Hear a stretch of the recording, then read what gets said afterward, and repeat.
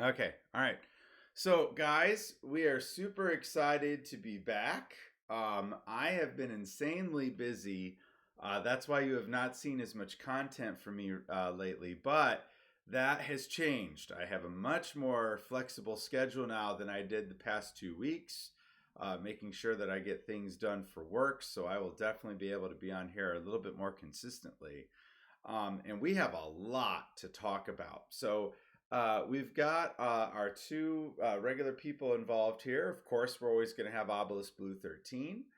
This was his idea to have a podcast.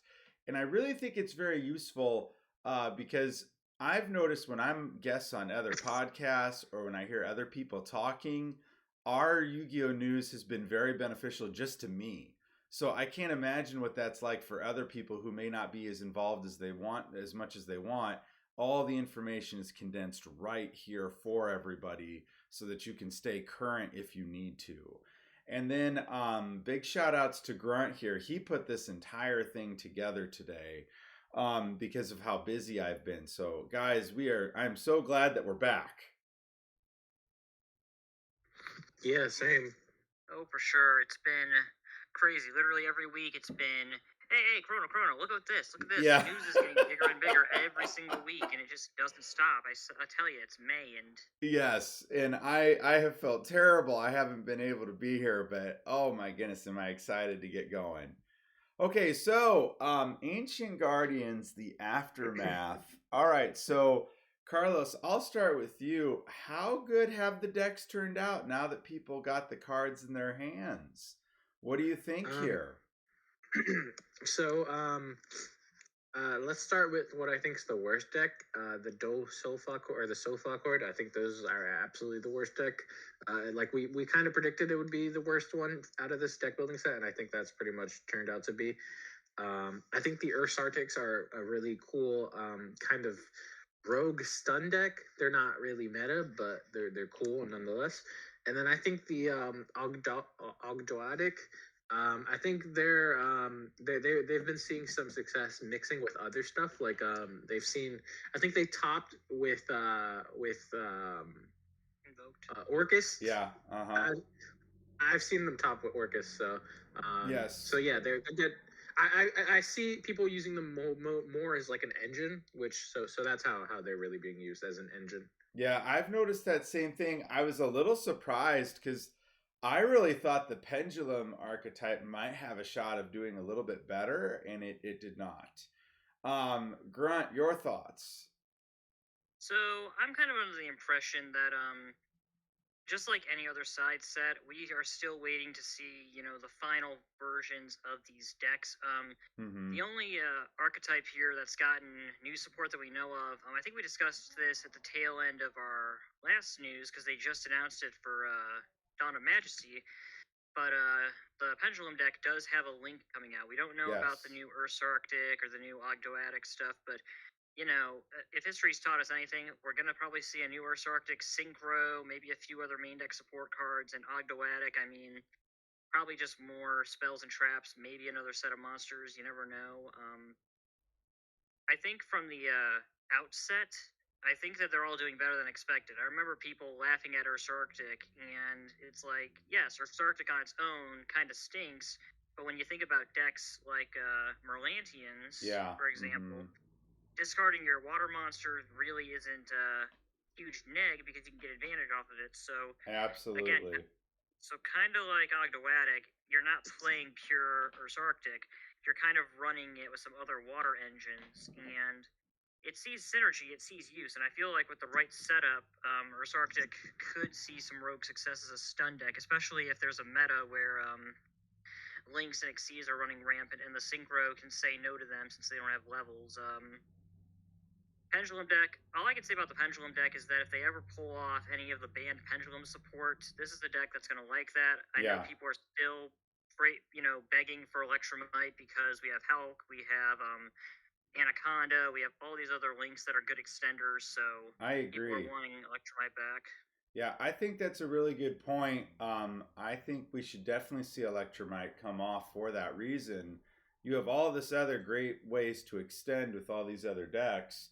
let's give the pendulum decks a chance to have a shot at it. So I agree with that completely. Now we've got more Dogmatica lore here that's happening, and boy, I'm telling you, it's getting pretty interesting with this Albion archetype. The more and more I'm seeing it, the more concerned I get how good I think it could end up becoming. So we've got Black Clawed Dragon Albion, and take a look here. You can only use the second effect of this card's name once per turn. So the first one, this card's name is treated as Fallen of Albaz while on the field or in the grave. If this card is in the hand or graveyard, you can send one Fallen of Albaz or one Stigmatica spell or trap card from your deck to the graveyard or your hand. Then apply the following effect depending on where the card was sent from. If it's from your hand, you get to special summon this card. And it is a 2500 beater. It's level 7, so that's very useful. And it's from the deck. Place this card on the bottom of the deck. If this card was placed from the hand, you draw one card. So pretty interesting. And then we've got Bond of Stigmatica. It's a normal spell. You can only use each effect of this card's name once per turn. One, special summon one Fallen of Albaz from your hand, graveyard, or your banished cards. That's really something. And then 2, you can activate this during the end phase of a turn in which this card was sent to the graveyard to activate the effect of Fallen of Albaz. Set this card to your side of the field. Okay, so Grunt, what is your thinking of these two? So the basic hearing that I've gotten off of both of these is that I'm working on. So basically, what I've heard is that they kind of went halfway on these. Like Albion, for example, it's kind of a shame that he does not count as Albaz in the hand. Yeah. Obviously, if he counted as Albaz in the deck, it would be like a Harpy situation where you can only have so many.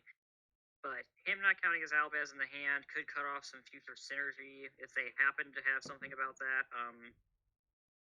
I feel like he's got a decent effect. I mean, we see here with the spell, for example, since he counts as Albaz in the graveyard, if you activate his effect to send this to the graveyard, it'll technically be sent by Albaz, so it'll reset itself. The only issue I have with the spell is that it's not a quick play, so you need to wait a turn to get its benefits.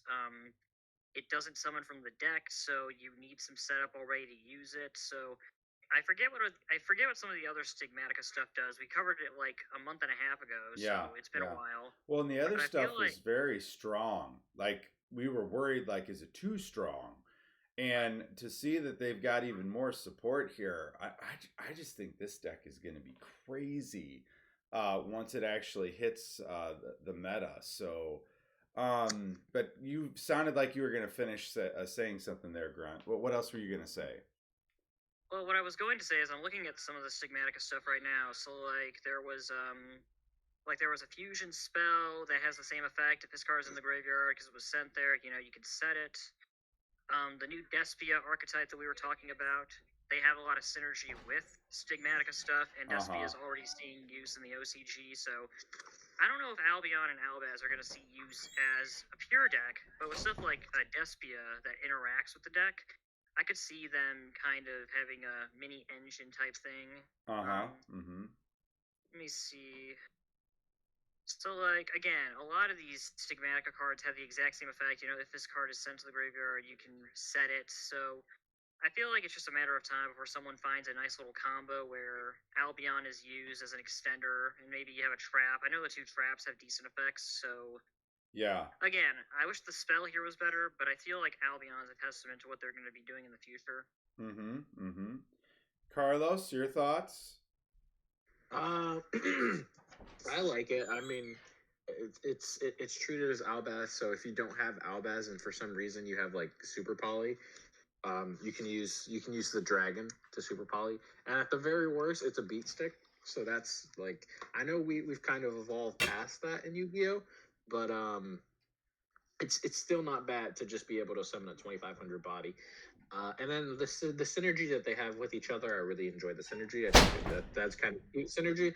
And then the last thing I want to say is I really enjoy the artwork on both of these cards. I think they're awesome. And so keep up I think that's been one of my favorite things about the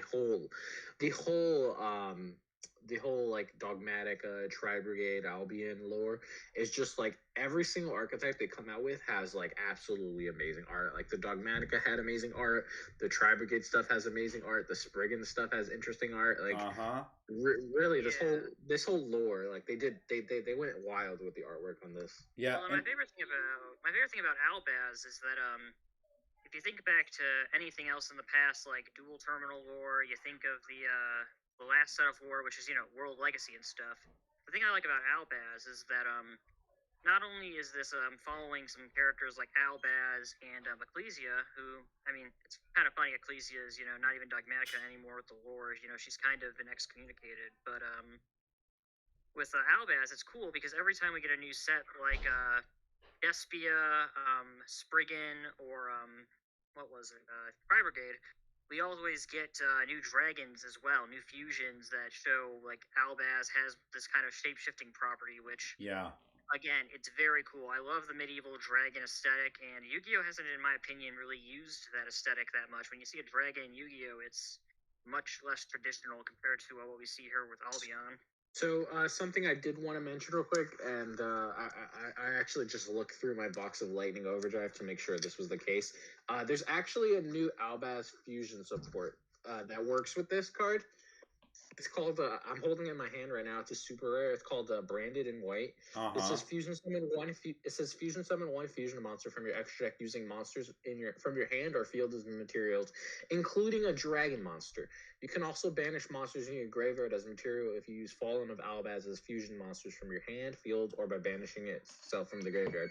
During the end phase, if this card is in your graveyard because it was sent there to activate the effect of Fallen of Albaz's turn, you can set this card. So this card actually has synergy with the black clad dragon Albion, because this card is a fusion for this. And if I'm not mistaken, if you discard this card as well, the fusion spell will set itself as well, because this is treated as Fallen of Albaz, and so since it activated since it's on the field, it discarded the fusion spell. You can set the fusion spell kind of like you can set the bond of Stigmatica. Yes. So and it's a dragon, so it has synergy with all the fusions. So I'm really enjoying the kind of direction that they're taking this deck. Now I wish I hadn't sold my Fallen of Albaz, because I secret rare one to play the deck again.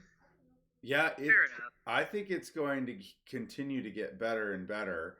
Because the last time Grunt and Carlos, we talked about the deck, I just kept thinking, oh my gosh, this is going to be really, really difficult to deal with.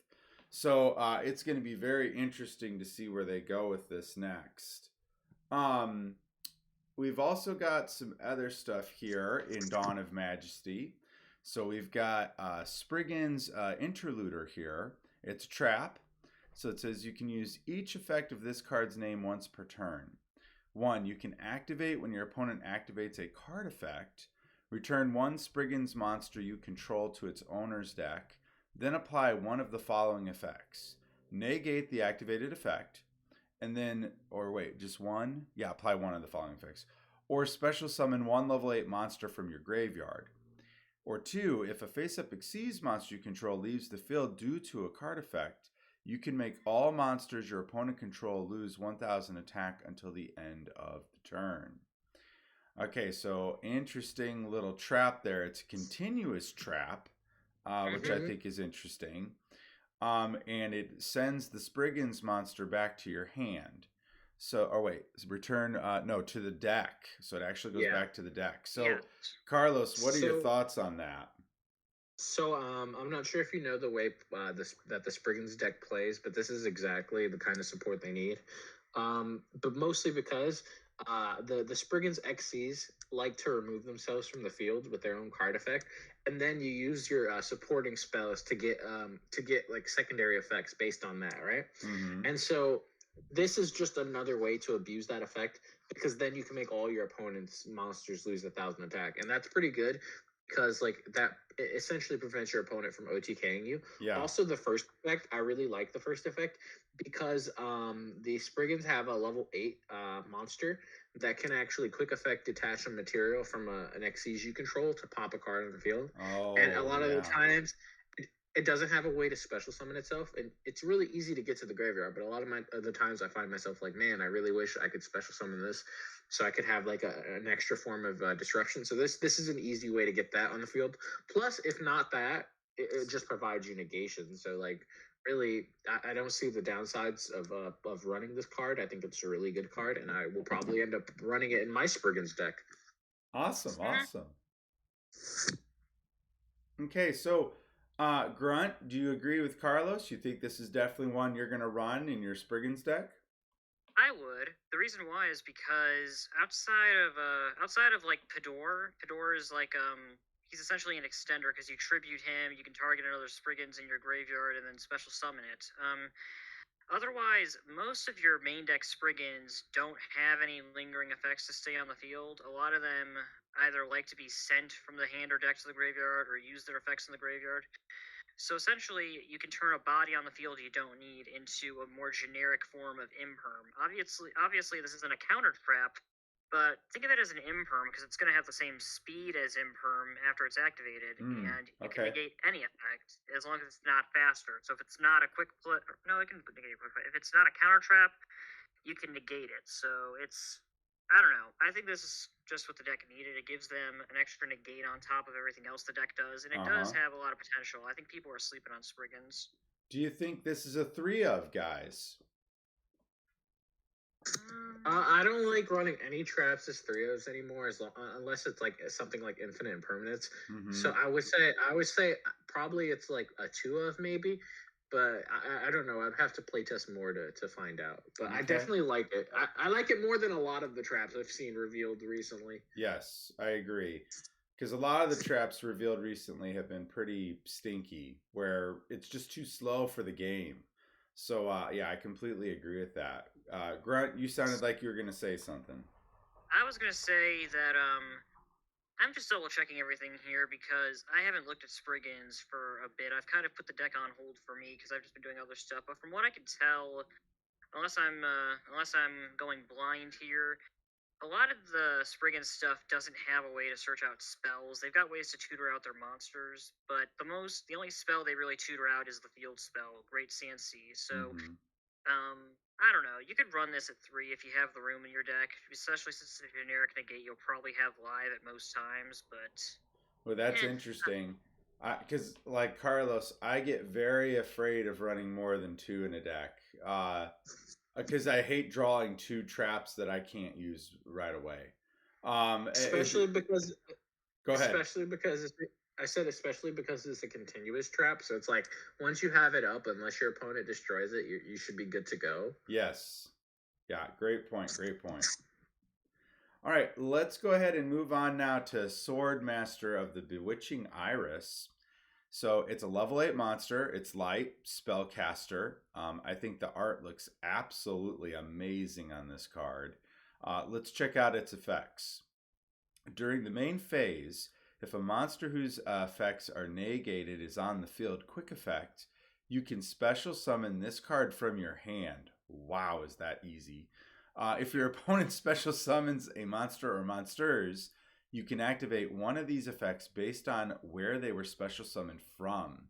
If it's from the hand, you get to special summon one monster from your hand. If it's from the deck, you get to draw 2 cards. And if it's from the extra deck, you get to destroy one of those monsters that was special summoned from the extra deck. Oh my gosh. Okay, so this is a beast of a card. Okay, so Grunt, go ahead and tell us, what are you thinking about this one? So here's what I like to ask people. You like using Fleur de Lis? You ever wish Fleur de Lis had a partner in crime? This is it. This is something you can use with Fleur de Lis, and ironically, from what I've heard people theorizing, because we don't know the full lore, because it's called, Sword Master of the Bewitching Iris, a lot of people think that this is like a future form of Fleur de Lis after they ditched their armor. So it's kind of funny that it synergizes with Borderlise because we're kind of led to believe this could be Borderlise, herself, and it's interesting. I really do like the concept behind this. It's going to be a secret in Dawn of Majesty. I'd be surprised if it wasn't. You're turning your opponent's advantages into your own advantages, and it's a free summon. People wish they had more cards that did this. Yeah, I like it. Carlos, your thoughts? This is really good. It kind of reminds me of something like I know it doesn't do anything similar, but it reminds me of a card similar to and what's that dragon monster that from Savage Strike? The secret rare. No, not Blood. Yeah, it kind of reminds me of Phantasme in the fact that it special summons itself from the hand. Like if your opponent meets a requirement, and then it has like some bonkers effects. Like each of these effects is really awesome, man. Yeah. Like I just like what's to not like about it? Like it's an extender if your opponent special summons from the hand. It's a pot of greed if your opponent special summons from the deck, or it's another form of disruption if your opponent special summons from the extra deck. Like it's awesome.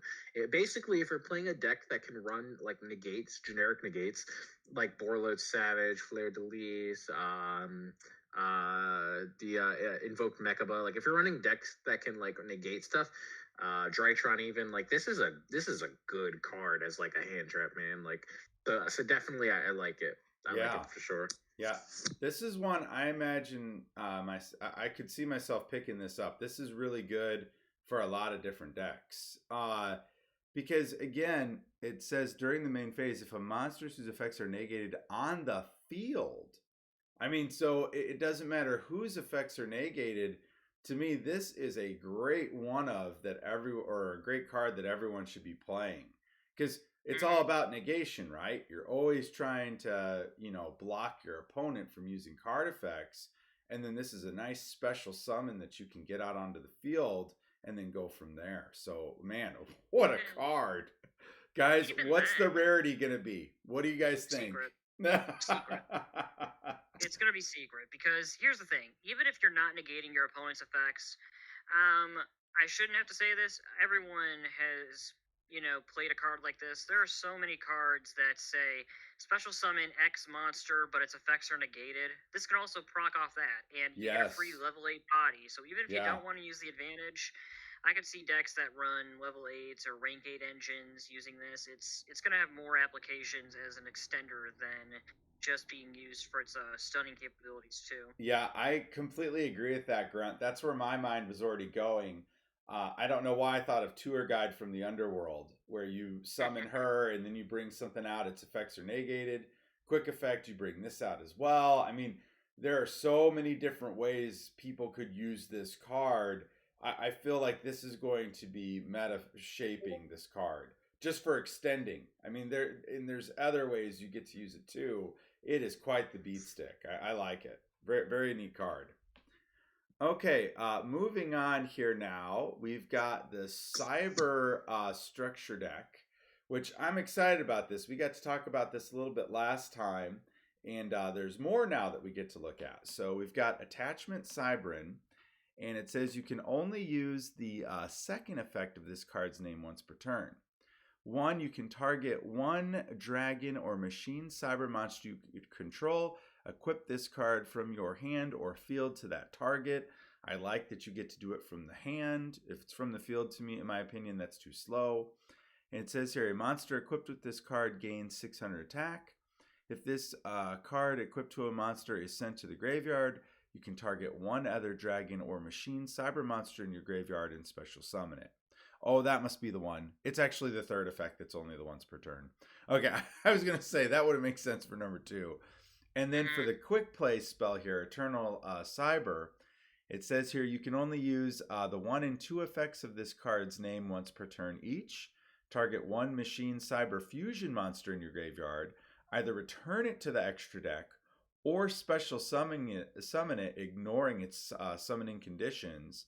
And if a machine cyber fusion monster or monsters you control would be destroyed by battle or card effect, you can banish this card from your graveyard instead. Oh, man. Okay, so Jesus. Carlos. That's the second one. That spell card is really good. Like, what were they thinking? My goodness. Yeah. So the problem with a lot of the cyber dark stuff was that they just had such convoluted ways to like get the boss monsters out, right? Yeah. This just completely bypasses that. This says, oh, it's in your graveyard. Yeah, go ahead, special summon it, ignoring summoning it. Like just cheat it out, and then it provides protection on top of that. Like that's a really good card. That really helps bring the deck together, in my opinion. And now you can run stuff like the Dogmatica package, so you can send your cyber stuff to the extra deck, so you can get like advantage off the Dogmatica stuff, but you can also get advantage at having the Cyber Dragon stuff in the graveyard. So I'm really, and it's a quick play. Like, oh my god, what's to not like about it? Yeah, this card's good. This card is insane. I honestly thought for the protection side of things, it made me think of Return of the Dragon Lords. How you have that protection when it's in the grave. But like you said, this is a quick effect. And it's just better. And so I just think to myself, oh my gosh, Konami. I mean, I thought Cyber Dragons were already pretty strong. Grunt, does this propel them into a much stronger state than they were before?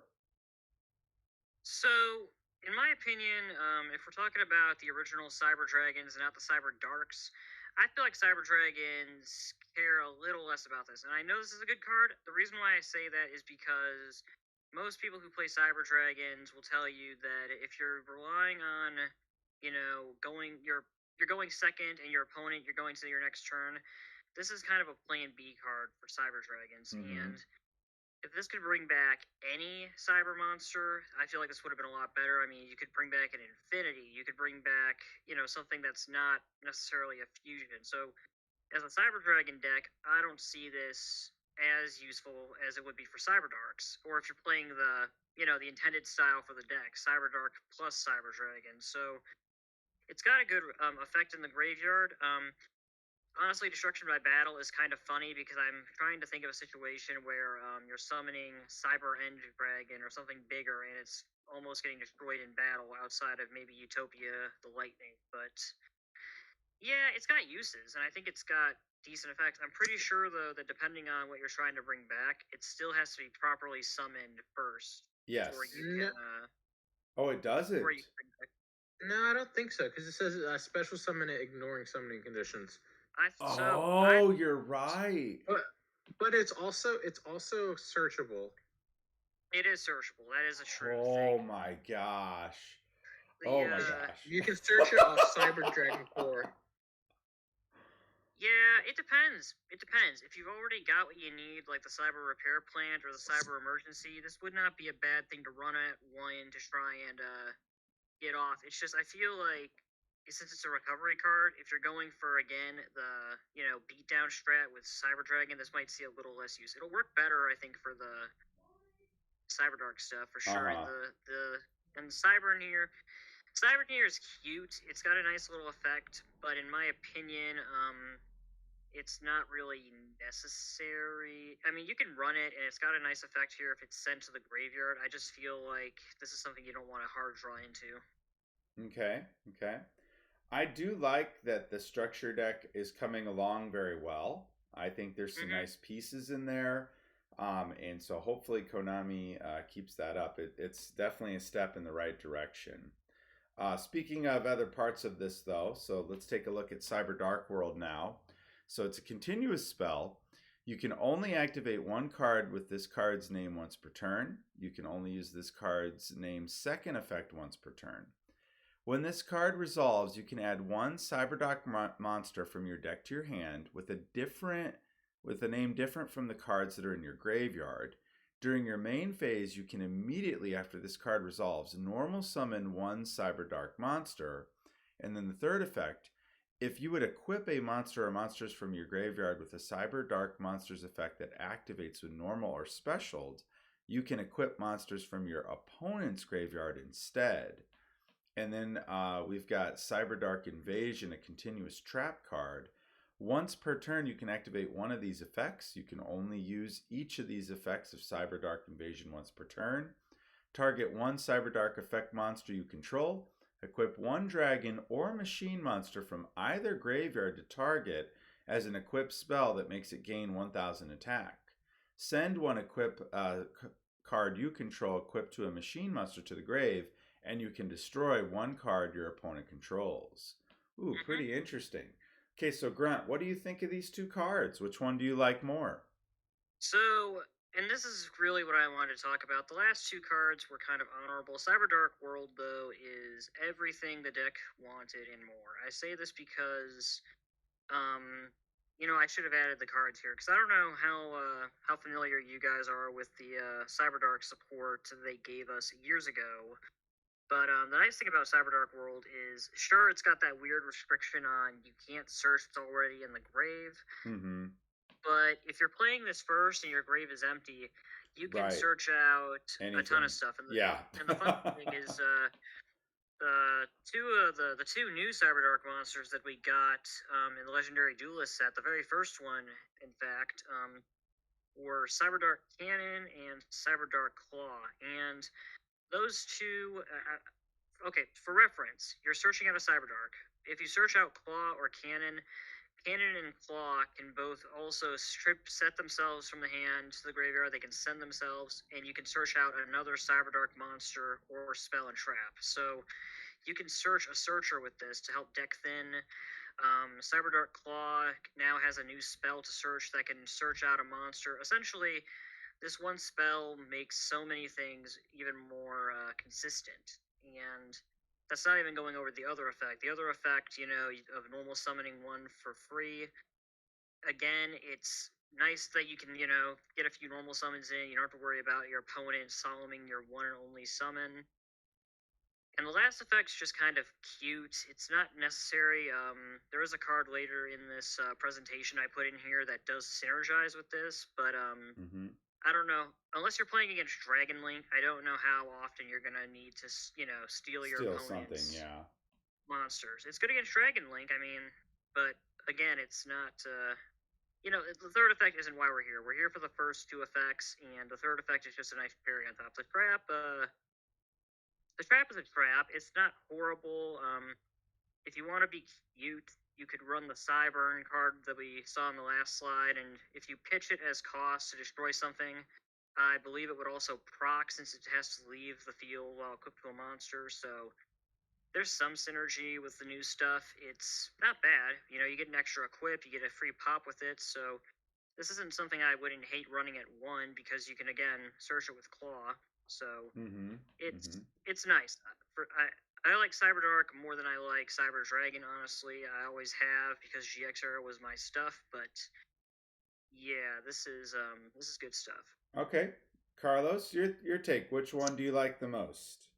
Yeah, so I think the Cyber Dark World is very obviously the anything that searches is it's just good. Yes. And the fact that it gives you a double normal summon, like that's really good. Absolutely. And then like he says, the support for from the original Legendary Duelist set really works well with this. So honestly, no complaints. Like this structure deck has turned out better than I thought, and so kudos to Konami for trying to revive an archetype that I thought was absolutely trash, and they're making it less trash. So yeah, I agree with that. I really thought for the longest time Cyber Darks were just trash. I tried running them because they were cheap cards, and I thought, oh, maybe this could be a fun deck I could make for my students. They were awful. I could never get them to work the way I wanted them to. And I agree with you. They're really trying to make something out of it, and I like that they're doing that. It's the right step. If you invested in some of the ulti Cyber Dark stuff, you're probably happy now that that the structure deck's coming out, because I'm sure those are going to get targeted buyouts. I'm sure. If not, they already got them. Because I know that the Cyber Dark Dragon from what's that set called? The set that everyone says unanimously is one of the worst sets ever. Cyber Dark Impact. Oh, yes. That's pretty much the only good card from that set, and that card is shot up to over $400 itself. So. Which card? The first edition near mint Cyber Dark Dragon Ultimate Rare from Cyber Dark Impact. I'm gonna have a little aside here. In my opinion, Cyberdark Impact has actually aged okay. In my opinion, Shadow Specters is the worst set. The reason why I say this is because Cyberdark Impact did give us a lot of other good cards. We got Instant Fusion, Snipe Hunter, the Barrier Statues, Change Strike, Vanity's Ruler, Vanity's Fiend. Like, it wasn't a good archetype set, but I still think there were enough good generic things versus Shadow Specters where we got what was it again? Oh yeah, a crappy Number Exceeds and Ghost Tricks. Yeah. Well, I love Ghost Tricks though, so I like Ghost Tricks, but Yeah, don't let him talk crap about the Ghost Trick. I love Ghost I like Tricks. Ghost Tricks too. I'm just saying, if you ask someone out there what one of the worst sets is, people will point to Shadow Specters. I'm just saying. I like Ghost Tricks. I'm just saying, competitive players will point the finger. Well, very interesting takes, gentlemen, for sure. Again, continuing with the structure deck as we continue to break it down, we've got more cards here. So we've got Chimera here, where it says you can only use this card's names 1 and 2 effects once per turn each, which I really like that Konami's been doing that. You can discard 1 spell or trap, add 1 power bond from your deck to your hand. Also, you cannot use monsters as fusion materials for the rest of this turn except for dragon or machine cyber monsters. Oh gosh, I had a bird just hit the window outside my door. Okay, and once if you fusion summon this, sorry, that totally freaked me out. It like literally hit right at me. Oh hey, Chrono, the bird's like, what? There's a power bond surfer? Power bond surfer. I was not ready for that. Woo! This is why I love live podcasts, because literally anything can happen. Yes, that was nuts right there. And once if you fusion summon this turn, you can also use monsters in your graveyard as fusion materials by banishing them. And that's pretty good, because if you wanted to use Power Bond and you've already got a really good OTK situation, that's just phenomenal.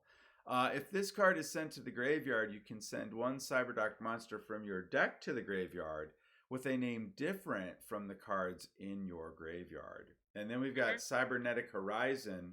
It's a normal spell, and it's also treated as a Cyberdark card. You can only activate 1 card with this card's name once per turn. You cannot special summon monsters from the extract the turn you activate this card, except machine monsters. Send 2 dragon and or machine cyber monsters with different attributes to the graveyard. 1 from your hand, 1 from your deck. Add 1 dragon or machine cyber monster from your deck to your hand. And if you do, send 1 machine cyber fusion monster from your extra deck to the graveyard. Okay, so Carlos, what do you think of these 2 cards? What are your thoughts? Okay, so I really like the first one, the fact that it's a power bond searcher, and the fact that you can banish stuff from your graveyard to fusion summon. That's ridiculously good. And also the fact that you can actually link this off into like Salamangreat Almirage, and you can trigger the effect of Foolish Burial card. Like, I think that's really good. So that one Cyberdark Chimera, I'm a really big fan of it. And then the Cyberdark Horizon, I like it as well. I think it's a good little card. The fact that you can send Cyber Fusion from your extra deck to the graveyard is really good, because like a lot of the times you want the stuff to be in the graveyard because the Cyberdarks want to equip them.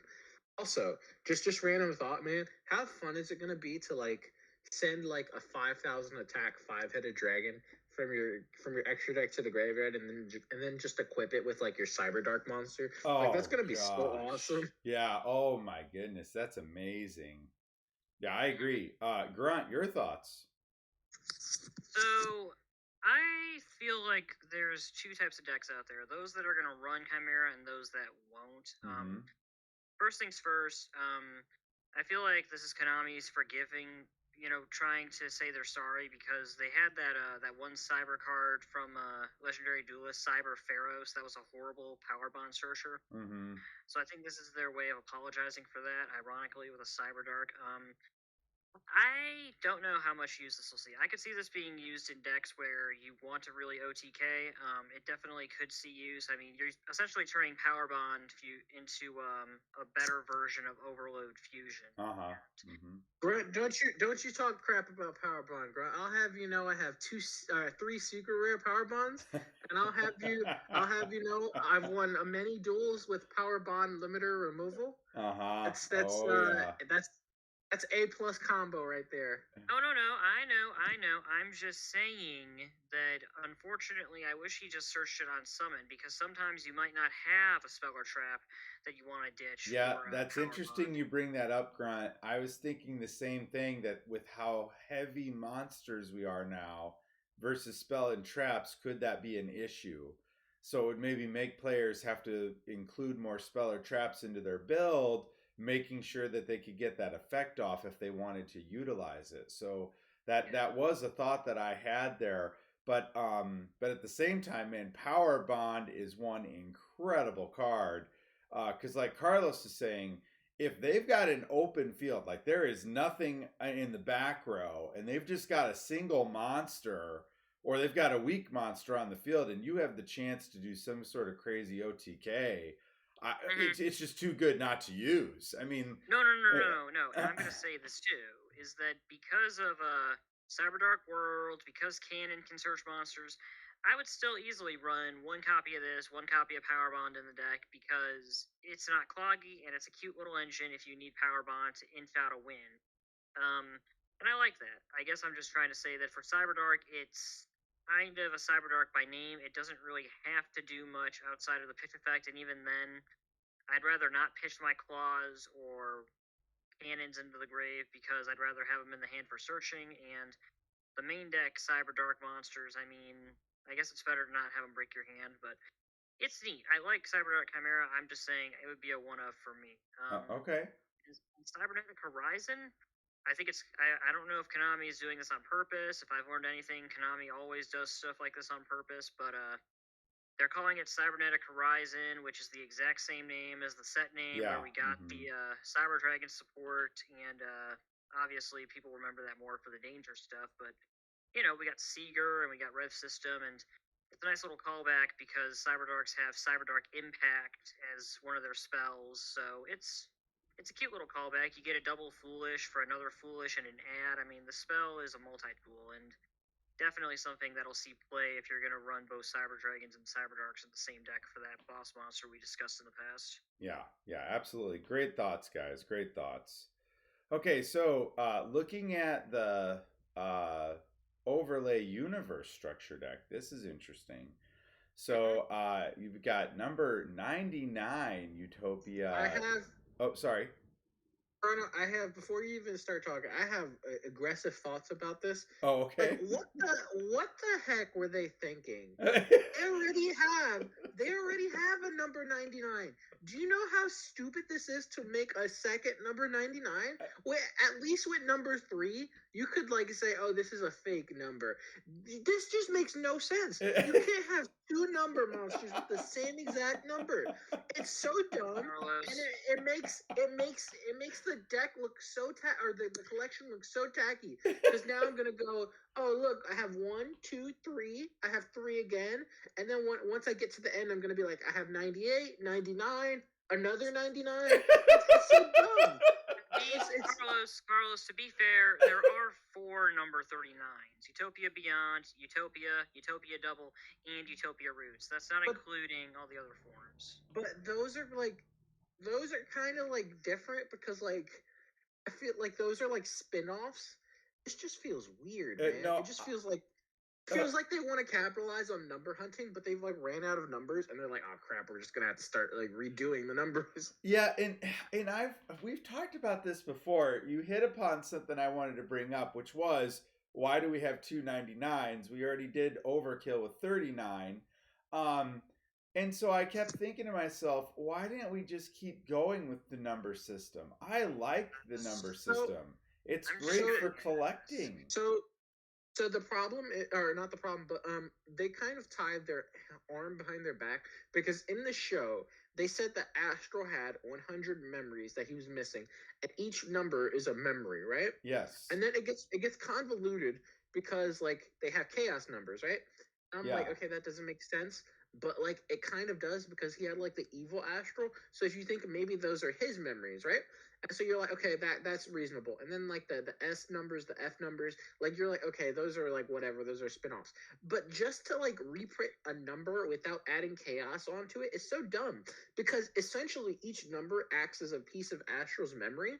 And so it's like, how do you have two memories of like the same thing? It's essentially two of the same memories, but they're different. Like, how is that possible? It makes no sense, Konami. Yes. Like, your R&D department needs to wake up and realize, like, watch the anime, man. Yeah, I'm just gonna I say agree. this because I'm gonna use this as an excuse to rant. Konami, you're gonna give us a platinum-studded Blue Eyes White Dragon for $1,000 frickin' dollars, but you won't give us the number collection that you gave Japan last year. Give me my red fonted numbers over 100, please. I want that binder, and I will pay you $200. Yeah. Shut up, take my money. I want that collection. But no, they're not giving it to us. And I don't know Probably why. I like the number collection. Like I've been slowly over the years building my own because I wait for reprints usually of cards that are getting higher up there, and like Carlos is saying here, this taints this a little bit. And then like you're saying, why not just give us these awesome products they release in Japan? I don't understand. No, I just want a number 93 Diabolus or 89 Diabolus, the Mind Hacker reprint. Like that's a Shonen Jump, or no, it's a World Championship prize card, and it's like $4,000. I know. Like, bro, I'm not paying. You know what I want to say? I'm going to say this right now. Honorable mention to a card that decided to stick its ugly head up today to kind of throw salt in the wounds. So for the animation pack, we have cards in here for the animation pack. You know, the Karibo stuff. Today, Konami announced Numeron Storm. If you control a Numeronius monster, destroy as many spells and traps your opponent controls as possible and burn them for 1,000.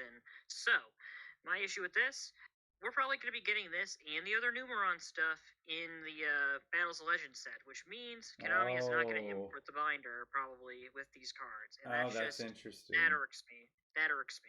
It really irks me. Well, I have that slide at the end because I wanted to talk about that a little bit. Yeah, so that's going to be interesting. But yes, I agree. There are some definite issues with the company doing things like this. Like Carlos is saying, follow your own lore, making sure that you do that. But we know that the number system kept going past 100. I mean, we're at 107, right? Yeah, but those are Barian numbers, so those are at least excused because they're made by Don Thousand. No, those are Barian numbers because all of the number 101, 101, C101, those are all owned by the Barian people. So 101 Sharks, 103 is Ragna Zero, which is Shark's sister. 102 is the Star Seraph one, which is like one of the other Barians. 104 is crap, what's 104? 104 is like the Battling Boxer, or no, was it 105? The point is, like, they're all barrier numbers. Yes. So, like, at least 101 through 107 has been explained in lore, and for that case, like, why don't you just, like, say, like, hey, there's more Barians, we're just gonna keep adding more, go past 107. Like, I'm totally fine with you adding a 108, 109. My problem is when you like retrace you basically step on your own toes by like reprinting a number but a different version of it. It's just it's weird to me. Also, I'm gonna say this one last thing because I could see someone in the comments bringing this up. Yes, number 3, Cicada King, exists, but in the lore, numbers 1 through 4, the ones that weren't the Numeron gates, like the jellyfish, the mosquito, this guy, and the fly, those were fake numbers created by Don Thousand. At least there's an in-lore reason why there's numbers 1, 2, 3, and 4 repeating. Absolutely, and I don't like it, but at least there's like lore. You know what I mean? I'm like, when I watch, they're fake numbers. Yeah, they're fake numbers, but at least Zexo explains that. So yes. What am I to think? Is 99 a fake number? Is the 99 I have in my binder currently a fake number? Like, what's going on, guys? Yeah. Yeah, They should have called this absolutely. S99 or something because it doesn't even look like an alternate version of Utopic Dragon. If it was another dragon, I would excuse them and say it's an alternate form of Utopic Dragon. But I get what you're saying. It doesn't look like that. It's obviously like, hey guys, we had plans for different versions of 99. Here's one other one. Sorry for the lore. We're in lack of explanation. Here you go. Yeah, yeah. I completely agree, guys. We did have a question in the chat that I don't know the answer to. Is there a rumored 1,000 number? Yeah, there is a 1,000. So the 1,000 number is Numeronius, and then there's like a 100,000 too. It's like Numeronius, Numeronia. So basically, those are monsters that Dawn Thousand uses the anime, and they're actually they got imported like Grant was talking about. They got imported to Japan via like a special binder collection, and more than likely, we're probably gonna get them gonna get them via Battles of Legend. Oh. Sorry, I started laughing. Like I saw my little cat, like she was like leaving the bathroom, and I was like, "Oh, cute!" And then my giant cat just comes over and like jumps on top of her and starts like wrestling, and I'm like, "Oh my goodness, what's going on?" I just, it is what it is. I'm just ranting here. I just really want that number set, and it's something that Konami knows that number set would make money. Number collections are already a thing, so it just kind of mystifies me that they'll sell those like silver-plated Blue Eyes cards for $1,000, but they won't, bring in the binder and give it an English release. I would pay for it a year ahead of time. I would do whatever Absolutely. to get my hands on. It would be a great gift. It's because the TCG Konami, one, they know that over here, nostalgic Yu-Gi-Oh, like Yu-Gi-Oh was peak over here back in Duel Monsters era. So they like to reprint everything Duel Monsters if possible. And also over here, I assume the TCG Konami would rather you actually go out and buy old product to have number monsters in it. So you're actually quote unquote number hunting. Whereas you can just buy the set. So like it's really just they want you to spend more money. Oh, of course. I guess. Yeah. But it's not like I'm gonna go back to. I guess my argument for that is some of the numbers like Fortune Tune. Fortune Tune hasn't gotten a reprint in ages. That card is like $20 now, and I barely see Fortune Tune being played. But it's like for number collectors, am I really expected to go back to the one set that printed Fortune Tune? Probably not. It's probably out of stock right now. So it's like, I like the argument. I just feel like it's an obvious shoe-in because Konami could easily sell this as a limited product and still keep reprinting numbers, and they'll still sell sets. I don't know. Just a mini rant. Anyway, I'll just I'll go back on track real quick. I think Dragner at least has a good effect. I mean, being able to summon any number between 1 and 100, it's cute. It has some kind of lore relevance. Yeah. During the turn, you can only summon Xyz monsters. It's kind of like a retrain of Utopia Kaiser, and I can't really hate on that. It's very nice. And two, you don't even detach a unit. You can just make an opponent's monster 0. It's generic good stuff, and I don't know. I understand the complaint, but at least it's good. At least it synergizes with the number strategy and isn't just a number for player. And it's going to be in the structure deck. So I mean that's pretty exciting, knowing that you're not going to have to hunt. So I hope we get the structure deck imported over, man. Like so many times, like this past year, like the Dragoonities, the Warriors. Yes, like, that's exactly what I was thinking. It's really disappointing because it's like they're giving us the crappy structure decks, but they're not giving us the good ones. Like they gave us the Charmer one, which I thought was like not good. They gave us like Dark Ruler No More the set. That's it. Yeah, that was literally it. Dark Ruler No More reprint. That was like basically it. And so like they're basically giving us the crap structure decks because they don't really care about losing money there. Yeah. And then the good ones, they just say like screw it, you guys aren't getting it, which disappoints the heck out of me. Like absolutely. if Japan get like you already take good cards out of structure decks. Why take good structure decks out? It baffles me. Like it's a slap in the face to the fans. Here's the insult to injury. We're gonna go over this later because I don't remember what slide it is, but even when we do get the good structure decks, how many times has Konami and the TCG given us the middle finger on reprints just because they know they can make money later reprinting it? Oh, absolutely. Yeah. So yeah, we'll talk about that later. But it's I gonna really be do hope we get this. Interesting for sure. This looks like something you should have said. let's go ahead and take a look at Hyper Rank Up Magic Hope Force, because this is a pretty interesting card. So you can only use the 1-2 effects of this card's name once per turn each. So the first one, target one rank 9 or lower Utopia monster you control.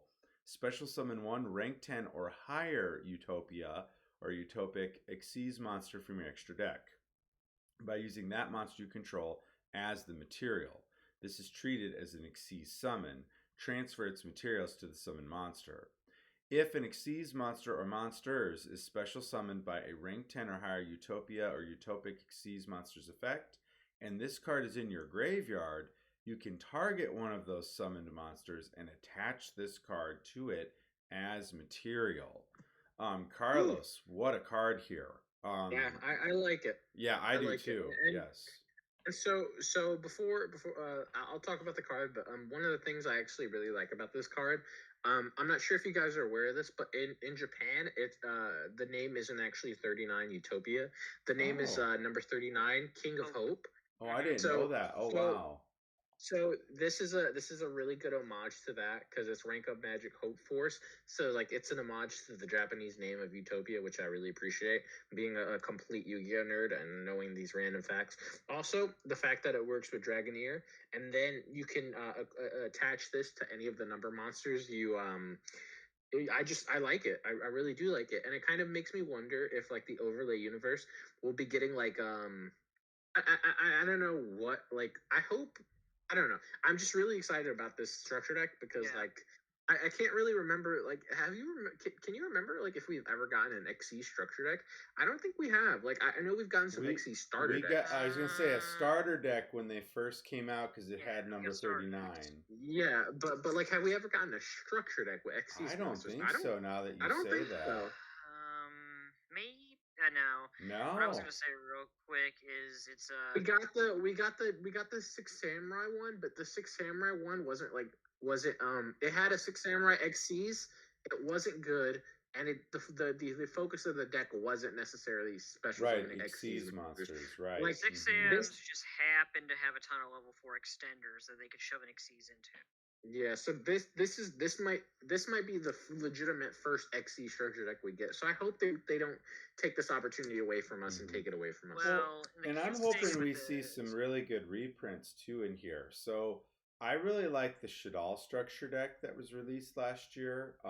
That was fantastic because you had tons of great extra deck monsters that you could utilize with the Shadal engine. I'd like to see the same thing here with this structure deck. Let's get some really solid reprints in here that players could use for Xyz summoning. I agree, Carlos. There's a lot of potential here.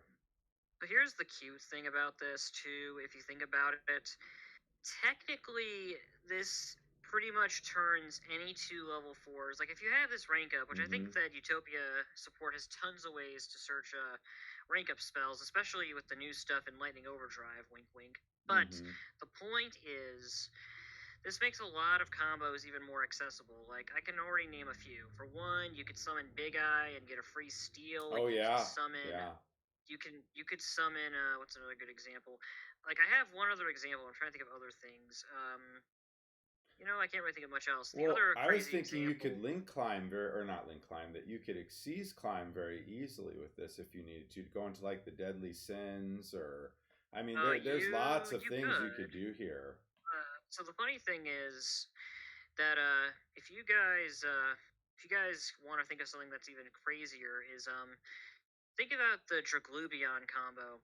Summon this guy with 2 level 4s, rank him up, detach both materials, summon Draglubion, spell effect, additive material, Draglubion effect, remove this, and now you have a Numeron Dragon, and it's got even a fatter stacks on it, because you've got a rank 12 alongside Draglubion, and it's going to be a 20k beater. Oh my gosh. And then oh my goodness, then you make the... And it's accessible by a rank 4 engine. You could also go ahead and if you with that combo you'd end on 3 XCs, so you could like link them off into Infinitrack Megaclops. Well, you'd have to wait until next turn because I think Dragner locks you out. You can only do Xyz summoning. Yeah, but it is a good follow-up play though. It does stop direct Oh, attacks too, but if you kaiju your opponent's monster and you have a 20k Numeron Dragon, there's not really much else they can do but pray that they draw well the next game. Yeah. That's a great point, Grunt. That is very, very good. So Yeah, I like this. it's a I good like this card. lot. No, Taking it's a good. look. It's Oh, sorry. Taking a look here, we've also got some other stuff we get to see here, and this is what I was talking about. We get some other things. So you've got Zexal Field for the field spell, and it says you can only use the second effect of this card's name once per turn. First, your opponent cannot activate cards or effects in response to the activation of your cards and effects that would target an Xyz monster or monsters you control. If an Xyz monster or monsters is special summoned to your field, you can target one of them, attach one Xyz monster from your extra deck or your graveyard to it as a material, and during your draw phase, before you draw, you can place one shining draw from your deck on the top of the deck material. And then you've also got the alternate artwork here for number 39, Utopia, which I do think looks pretty sick there. So I think that's pretty cool. Funny because I was actually thinking the opposite. Like I wasn't a big fan of the one where he's like, you can't even see the monsters. Yeah, he's like, what is he? Is he just like a rod? Oh, I think it's interesting that he's covered up, because if you play multiple, like the first time it's covered up, then you go into another turn where you bring out the other one, it's like it's coming out from it or something. I don't know. I just think it's a pretty interesting idea. I like Zexal, and I'm going to tell you right now, I wish that they showed like these sealed forms for all 107 numbers, because we have some numbers that weren't shown in the anime or manga, obviously. Because if Konami wanted a stupid excuse to sell more number stuff, they could literally just sell all tarts of numbers in their sealed forms and they'd print more money. I think there are fans out there who like this. I like the Utopia design. You know, this is reminiscent of the anime, and kids who like Zexal, or anyone who grew up with Zexal, is going to like this alt art. Oh, I think so too. I think the field spell. First of all, the artwork again I think is very interesting. This field spell is so useful for decks that are going to be doing Xyz summoning like crazy. Do you think this becomes a 3 of and then basically a 4 of with terraforming if you're playing an Xyz heavy strategy? I would think so. I say this because there are some monsters that wish they could have extra materials. If we want to go into a super lazy example, you could Xyz summon Baguska, add an extra material to Baguska, and stall for even longer. Oh, I love it. Oh, I'm so glad you just said that. That's awesome. Whatever you summon off of Dragner, you can add an extra material to it. So now your big eye has another steal, or maybe you'll have an extra material. Another example is you could summon Dugaris with Dragner. I don't know why you would, but you could have 2 mats on Dugaris then, and this kind of helps you extend your plays. I wish that I don't think Dragner gives you access to the chaos numbers because they're technically not numbered between 1 and 100 with how the C is placed. But if you could, this would allow you to, attach the real number under the chaos number without having to jump through hoops to rank it up. Yeah. And I like what Diablos put in the chat here. Zexal Field lets you add Galaxy Eyes Photon Dragon to any of the Xyz monsters that need him to do extra stuff. I mean, that's pretty darn good. I mean, that's... So I just think I can't wait to see this in action, because I think it's a very solid card, and with the other support that we've already looked at, it's a pretty good structure deck. I'm excited for it. I think we're definitely going in the right direction. I'm not saying this is good. I'm just saying this is kind of funny. You could play this in Zodiac and attach any of your Zodiacs in the graveyard as material. Oh gosh. I'm not saying that's good, but I could see that. I could see some use with this. Oh yeah, this is interesting because I think all of our brains are thinking now, what kind of brokenness could we do with this? Because there's some really good Xyz strategies out there already, and you could like when you overlay into Dingirsu with Orcus, you can equip one of your Orcus from your graveyard to it. There's a lot of just There's a lot of just cheesy stuff you can do. Oh, with this. that's interesting. Yeah, that's really I'm interesting. surprised they did. I'm actually really surprised they didn't lock it into like Utopia Xyz. Yeah. Interested to see where it goes. Yeah, this is really interesting. There's going to be so many different strategies that I think are going to be, using a rank 4 engine or something, to get going. Imagine Rongo Miniad was still in the format, and you could make like Rongo Miniad with like 10 materials, like that'd be broken. Oh my gosh! Honestly, I could see Zoo making use of this, as stupid as it sounds, because it's like add Thoroughblade from graveyard as material, get an extra 1600 attack. I almost want to test this now, but I still hate Zoo back from Zoo format, so I don't feel like I can justify it. Oh my gosh! Now you guys have me wondering if there's ways. Okay, hang on. I gotta go back to one slide. Okay, I'm looking at the rank up what card real quick, where you can attach materials. Because I'm thinking, is there a card that you can get all the materials you need to win the duel? Because there's ways to do that, right? Where you can attach a certain amount of Angel of Mischief. Right, that's what I was thinking of as the Ghost Trick one. I just think to myself, this could get pretty crazy if it's used right. So just interesting. Let's see here. I was going to say Rongo Miniad, but he's banned, obviously. But right. Rongo Miniad, if you summon Gossip Shadow can have an extra material to attach to another number. So like, there's some tricky stuff you can do. I don't know. There's something waiting to be done here. Diablos just mentioned gimmick puppets. Could this get kind of crazy with that? Oh, I love gimmick puppets. This could get some use with gimmick puppets, all right. Now, would it be tier 0? No. But gimmick puppets would appreciate having the ability to get other mats and anything that's an Xyz. If there's any deck that really is heavy on Xyz, they could run this as an option. This is also when you attach an extra Xyz, that gives you another Zeus stack. Oh, so use gosh! Use Zeus, attack with Zeus, stack with Zeus. So you're Zeusing into Zeus, which is broken. Oh my gosh, you're right. I didn't even think about that. Diablos also mentioned that as well, that you could have Zeus going crazy here. That is a scary thought. I mean, think about how crazy that could get. If there's a combo with this could probably get Zeus banned. I hate saying stuff like this could get the card banned, but Zeus can get banned. This could get Zeus banned if people find a very consistent combo. Again, I'm just saying, because this is kind of cute.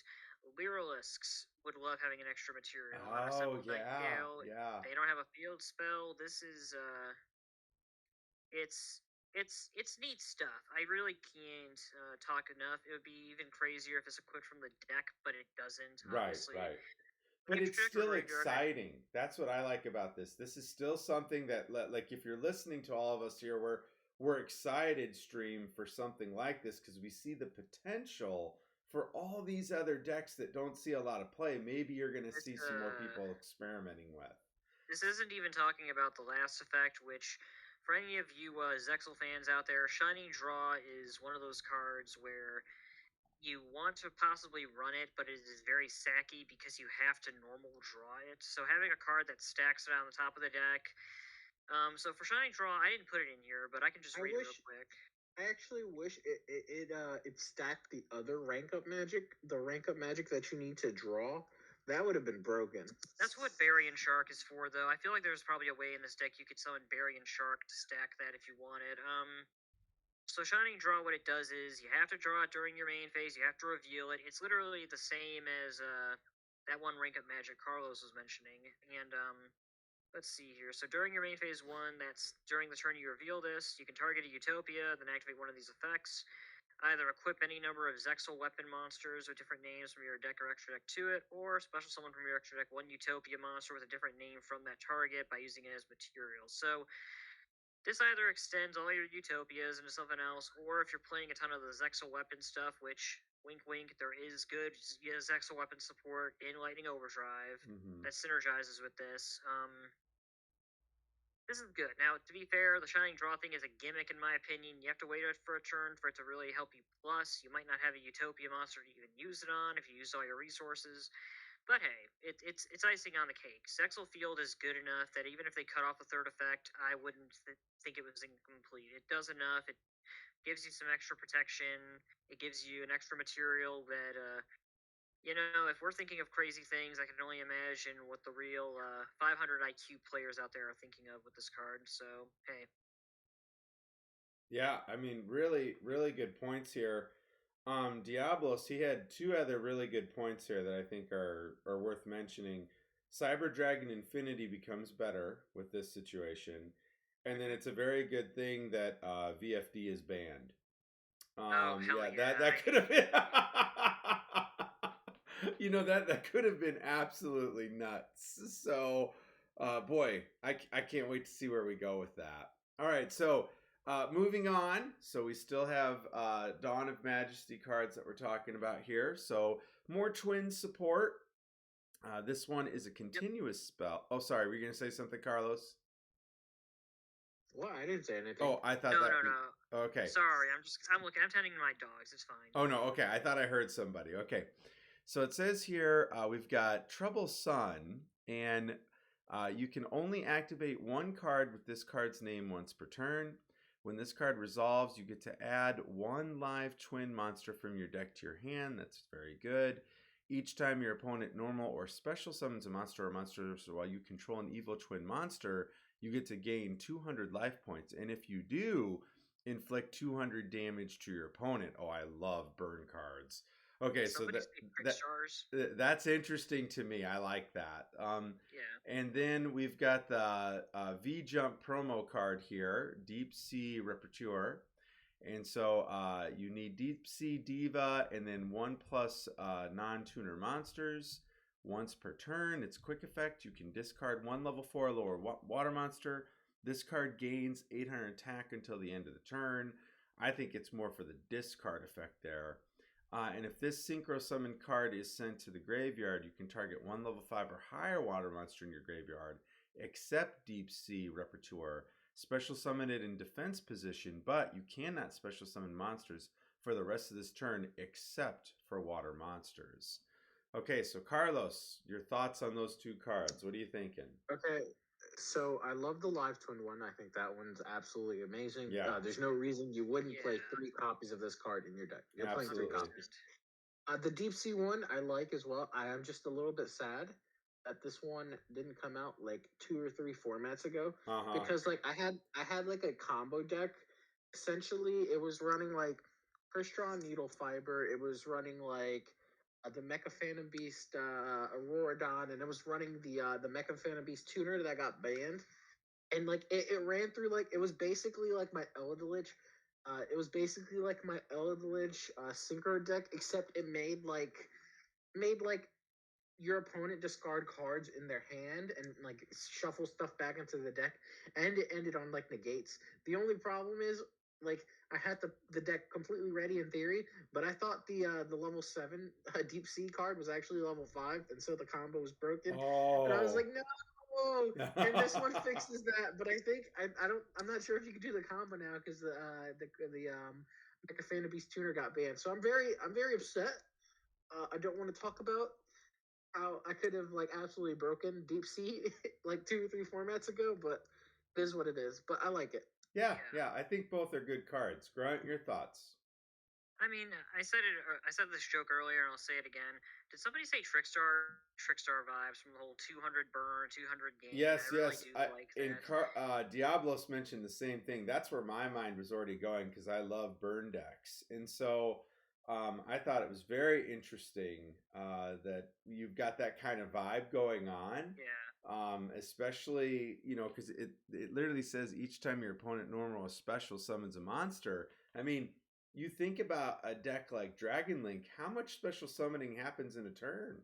I mean, you could really get some good burn damage in with something like that. So I like the implied lore here too, because you look closer at this card, and it's like you see this smug girl who, as far as we can tell, has essentially kind of flipped the table on Kill and Lila. She's essentially, from what we can assume, either taken over their position on the internet or she's hacked them or something. And I just kind of like the smug, self-aware attitude Konami has here, where this looks like something out of an anime slash manga.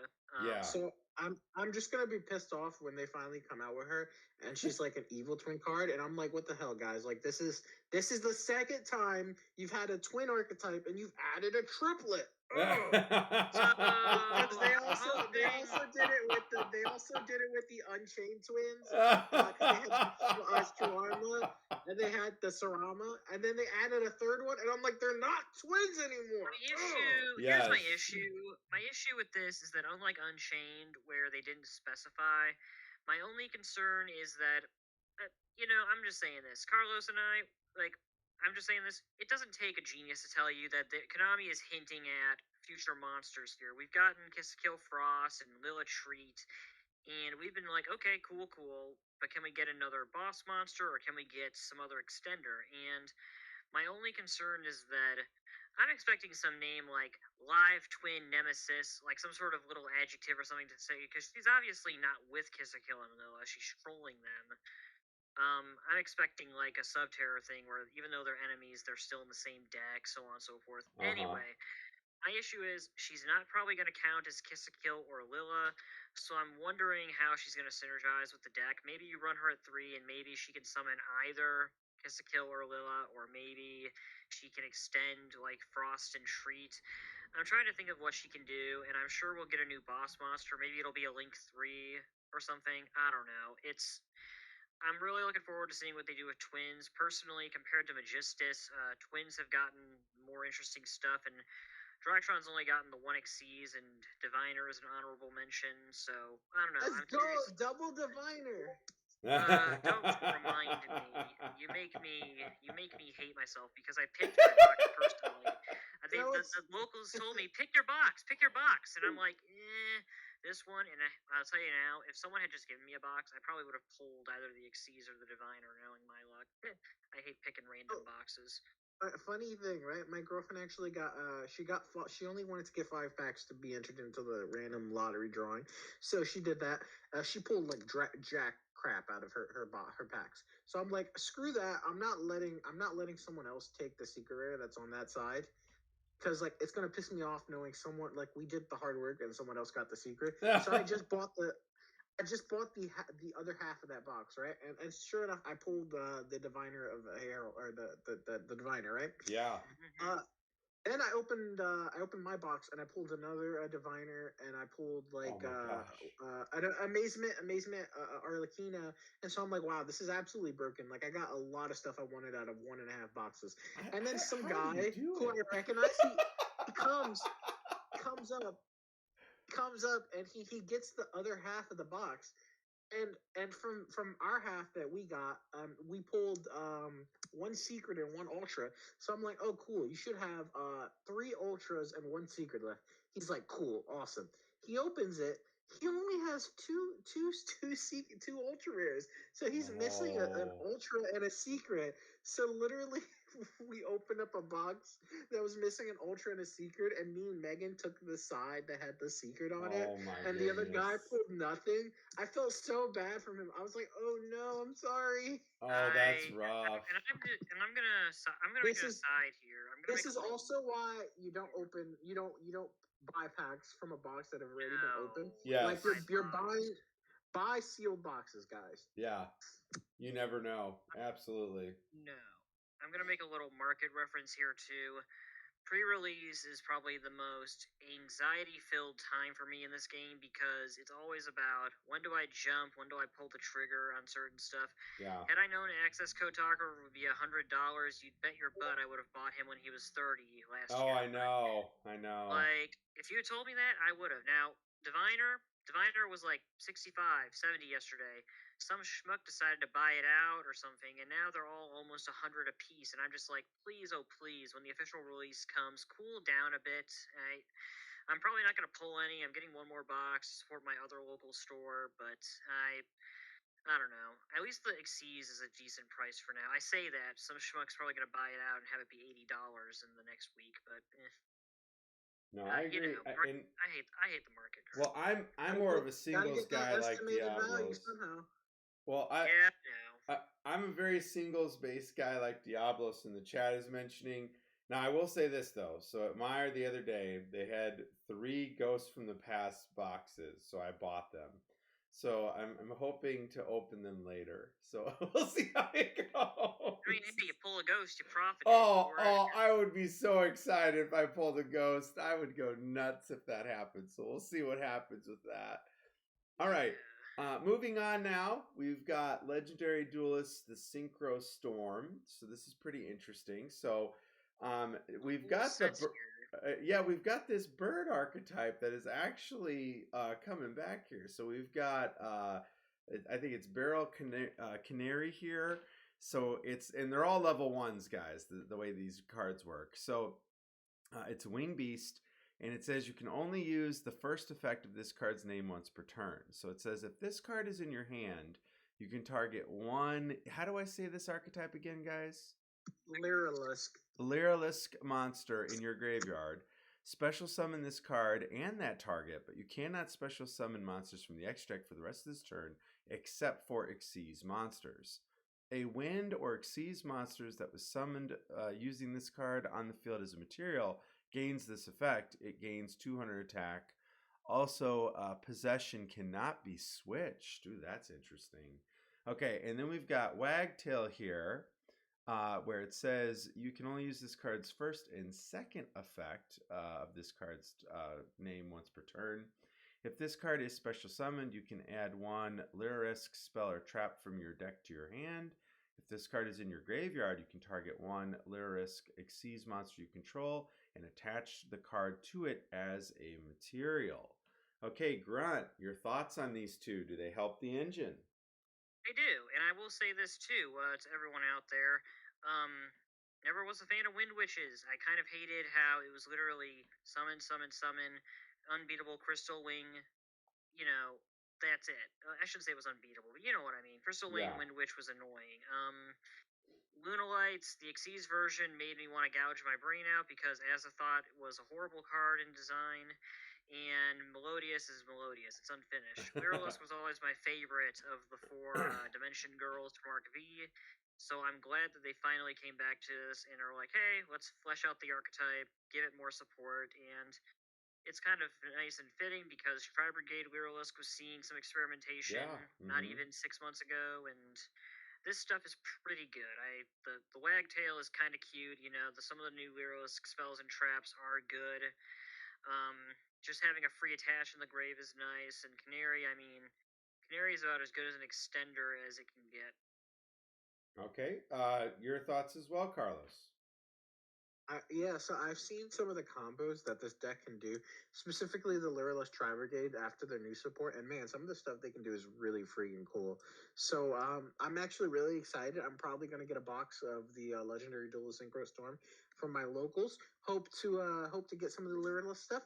Hope to pull the Ghost Ray. You know, free. If not, I'm gonna just buy it outright. Like I'm gonna be honest with you. This is one actually I was thinking about getting a case of a set recently, and this is like I was like I'm stuck in between 3 cases. I'm stuck between this one to pull the Ghost Rare because it's guaranteed 1 a case. Between this to pull the Ghost Rare and all the other stuff, I was thinking about getting what's that set that comes out next month? The one with the Yugi's Jokers, the Jack's Knight. Oh Knight, yeah, the King's Court. Yeah, that's it. Yes. Mm-hmm. Yeah, I was thinking about getting a case of that because I think if it's like anything like Toon Chaos, like that set's gonna go bonkers, or Dawn of Majesty to go Starlight Hunting, and because it's a core set. So I was like debating between the 3, and I'm still kind of thinking of like which case I want to get, but I definitely like the archetype. I like the way the Legendary Duelist Synchro Storm is coming out. I think it's much better than the last 2 Legendary Duelists we got. And now all the Legendary Duelists are gonna have Ghost Rares. Like, come on, man! Like, what's not to love about it? I actually little bit of a rant, and I know I talk crap about Konami a lot, but I actually want to praise them for that. Yes. Now we have sets where you can pull every single type of rarity, and it's back in the TCG. You can pull the Ghost Rares and the Legendary Duelist stuff. You can pull Collector's Rares and the deck building stuff. You can pull Ultimate Rares and the OTS stuff. You can pull Starlight Rares and the Core Booster stuff. And it's like they got all these they have all these amazing rarities that you can pull in like very specialized sets. And so I have to praise Konami for that because I actually quite like it. The next step is I hope that they come out with something like they did in the OCG, a collection set where you have like all the rarities in one, and like they're like ratio split up, and like you can like you pull different rarities. Like I think that'd be awesome. I agree. Don't forget that we're still waiting to see where they shove those Millennium Secret Rares that they added to the database like a month ago. Yes, and that's going to be interesting as well. But I really like your point there, Carlos, of we've got each type of rarity back in. And that's exciting from the collecting side of things. I like that quite a bit. Okay, so let's take a look at the Lyrisk. Oh gosh, I'm saying it wrong. But anyways, let's look at the Xyz monster support here. So you've got in symbol Robin here. Robin. So it gains 500 attack for each material attached to it. If your opponent special summons a monster or monsters, you can detach one material from this card, then target one of those monsters and return it to the hand. It's pretty good. If this card is in your possession is sent to the graveyard by an opponent's card effect, you can target one other Lyrisk monster in your graveyard and add it to your hand. Gentlemen, that does not look like a hard once per turn to me. Is that hard? No, sir. I didn't think no, so. Sir. Oh, wow. That is pretty darn good. Okay. Apala Usa, but it negates and bounces. That's not bad. And then we've got Prom Thrush here, where it gains 500 attack for each material attached to it. Once per turn, you can detach one material from this card, then target one spell or trap your opponent controls and shuffle it into the deck. At the start of the damage step, if another of your monsters battles, you can detach any number of materials from this card, and your battling monster gains 300 attack for each material detached until the end of this turn. So I like the bouncing of the spell and trap effect there, but I think the first one, Robin, is much better. Grunt, your thoughts. Which card do you like better here? They both have their applications. Yeah. Lyrilisks essentially never... kind of like Fluffles. Lyrilisks were always all about swarming the field and summoning a big, omnipotent field. Like, literally, we don't have a picture of her here, but we have, Assembled Nightingale, which is the Xyz monster, and that was one of the original ones with Recital Starling. And she was your win con because you would attach 5+ materials to her. She would gain attack, and she would be able to attack as many times as the number of materials to her. And so you would run a ton of equips, and the idea was since she could attack directly multiple times, you'd OTK. So that was a good thing to do going second. Lyrilisks really didn't have a decent Xyz for going first. This is kind of like to me, this is kind of like Madolche Glass Souffle. They have a nice turn one option now, where if they don't want to just sit on Nightingale and pray that they don't have a kaiju, they can just keep negating specials. Let's think about some level 1 archetypes. I think of Drytron. They have quite a few level 1s, don't they? They do, but Drytron limit you from using the extra deck like that. It's better to use them in their own deck than to waste them on a Lyrilusk, especially with the new Xyz they got. Okay. Yeah, I was just literally gonna say, like, if you're playing Drytron, you're going into a level 1 Xyz, you want to go into the Drytron Mu Beta. What's it called? Mu Beta something? Drytron. Mu Beta Fafnir. You want to go into that one? Like, that one's really, really good for the deck. Again, you can literally ritual summon using the attached Xyz monsters. Like, in what world does that sound normal, man? Like, that's broken as crap. If you want to really shove in other level 1 stuff, we'll talk about these guys in a few slides, but the new Karibo stuff is literally a rank 1 engine. Absolutely. And if you swarm the field with these, you know what I mean? Like, you could have, because this is generic, which is what Diablos was also mentioning. because he brought up appliancers as well. I mean, there's a definite way to really, maybe swarm the field, get this out there, and then you're just bouncing stuff constantly.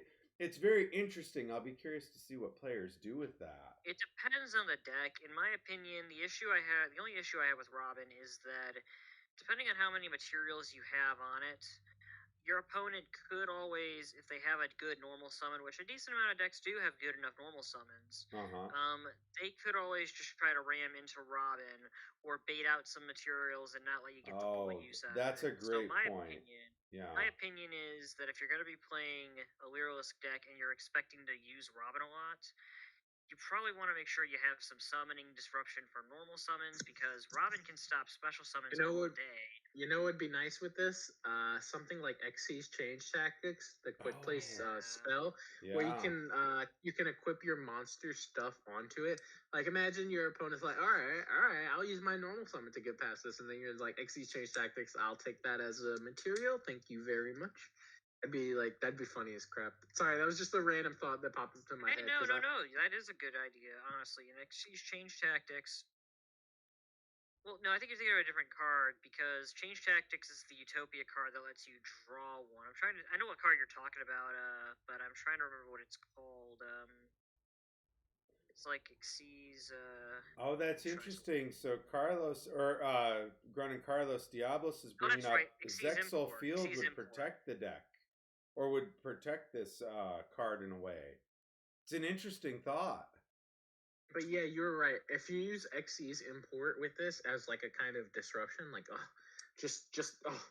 and I'm telling you, Konami's been putting they're putting a lot of really interesting Xyz support. They are pretty soon. A hyper aggressive rank 1 deck sounds very much like an oxymoron, because it's like rank 1s. What are they? And then you have the Lyriliscs who are like big number with many bird, and you win. And this is why I like Lyriliscs. It's a swarm deck. It's not hard to play, but at the same time, it's not helmet. It's also strategies in this. Also, the artwork is chef kiss. Like, they have some really nice artwork, and I'm pretty sure they're based on birds, which I think are based on different birds. Like, there's actually a prom thrush or a warbler. Like, they're all based on birds. Like canary, I think, was back there. Wagtail. So I think this archetype's really interesting, and I'm actually going to playtest it because I'm really excited to mix this with Tri Brigade.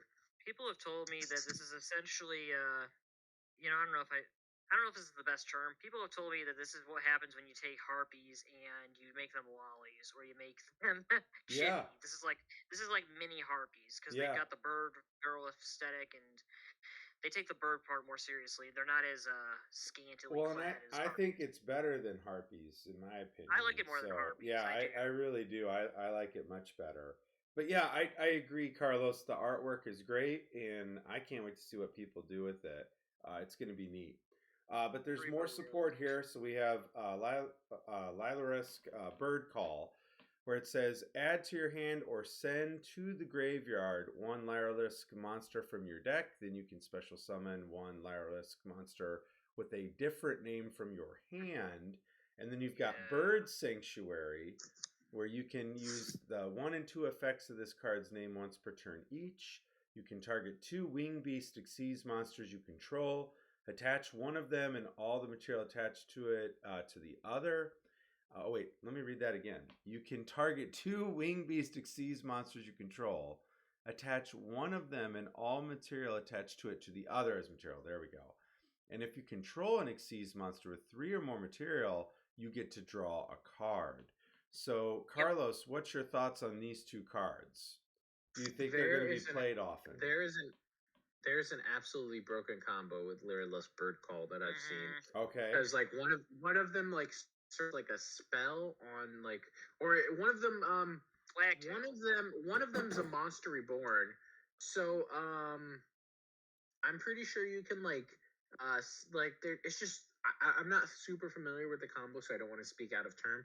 But like essentially, you can Foolish Barrel 1, special summon 1. then normal summon one, then special summon the one from the graveyard, and you have a really really good start to a combo, and then on top of that you have the Tri Brigade portion of the deck to it, and it can do some the deck can do some really nice things. Like it can end on some of the Tri Brigade disruption, and it can also end on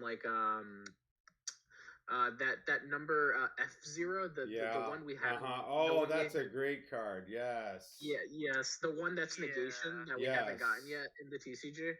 So this deck can do some. Yes, this one can do some pretty nice stuff. It's funny because people are probably thinking they're all level 1s. Well, here's the thing. There's only 5 main deck Lyrilisks now. We only have 3. Now we have 5. Here's the nutty thing. Outside of 2 of them, which require to be special summoned by an effect, the whole deck is essentially extenders. There's nothing in here that doesn't search, that doesn't add material. All 5 of the main deck monsters are extenders. And the fact that you can either search and summon or pitch and summon, again, there's so much utility here. Some of them have effects in the graveyard, like the Wagtail. You could send her special summon one. Wagtail can add itself as a material from the graveyard. There's so much good stuff here in just one effect, and this is probably going to be one of the more expensive spells in the set for the Lyrilisк deck. I would not be surprised. The second one, I'll be honest with you, the second one almost makes me think there's going to be some broken, stupid FTK that's not consistent, because I can already see Reprodocus turning something like Ghost Trick Angel of Mischief into a winged beast, and you attaching a ton of materials to it or something. And yeah, this is fun. I like this spell too, but it's definitely Bird Call that's going to make this deck go plus. What are we thinking rarity for Bird Call, guys? So it's going to be one of those legendary. Ultras. So ultras. It's going to be an ultra, and then you get 3 ultras in a box unless you pull. Plus the ghost, or no, that's the one, that's the set that has collector's areas. Is there only 3 ultras? I thought there was more. I think it might be. Actually, I think it's anywhere between 5 and 6 ultras in a box. It might be because the legendary duelist one's weird. So pretty much you're going I remember Rage of Ra. I pulled 5 ultras in my box. But they were all crap. Rage of Ra's only good chase card was the Ghost. The Ghost Rare. Oh, that's sad. And that's what makes this legendary duelist so enticing to me, because you have 3 really good archetypes, or 3 interesting archetypes in Speedroids, which I already have the deck, so I'm not buying it for the Speedroids. Yeah. The Lyrilus stuff, which I would definitely be buying it for the Lyrilus stuff, and the Sherry LeBlanc stuff. Is it Fleur de Lis? Sherry LeBlanc stuff. No, not Fleur de Lis. You're thinking of Fleur Synchro. Chevalier de Fleur. Yeah, sorry, it's too French. Both of those names are too French. They sound too similar. Yes. So the point is, this legendary duelist is so much so much better than the original legendary duelist. It's or the last one we got. It's like night and day. It pisses me off that they even gave us Rage of Ra, because it's Rage of Ra was terrible. Oh, it was and awful. Literally, you sold us on literally only the possibility of maybe pulling a Ghost Rare. Yep. Whereas this set, this set's awesome, because it's you can pull 3 really good archetypes, really good rogue archetypes, if not meta with the Lurla stuff, and you have the possibility of pulling a Ghost Rare. Not to mention, I was going to say real quick, not to mention Lyrilisks. I don't know if you guys have seen since Tri Brigade's been a thing, but for commons, the original Lyrilisк stuff has been a pretty penny, about $1 a piece for most of the commons. Oh, yeah. So getting these as reprints will be nice. Yeah. And they were dirt cheap. They're still dirt cheap. I would hope so too. I think they'll be rares, probably, at least. Because I think it's a rare super ultra set, isn't it? There's no commons in Rachel. No, you're thinking of what set? No, the deck builder set. Yeah. So this one should have commons, supers, ultras, and the ghost. Okay.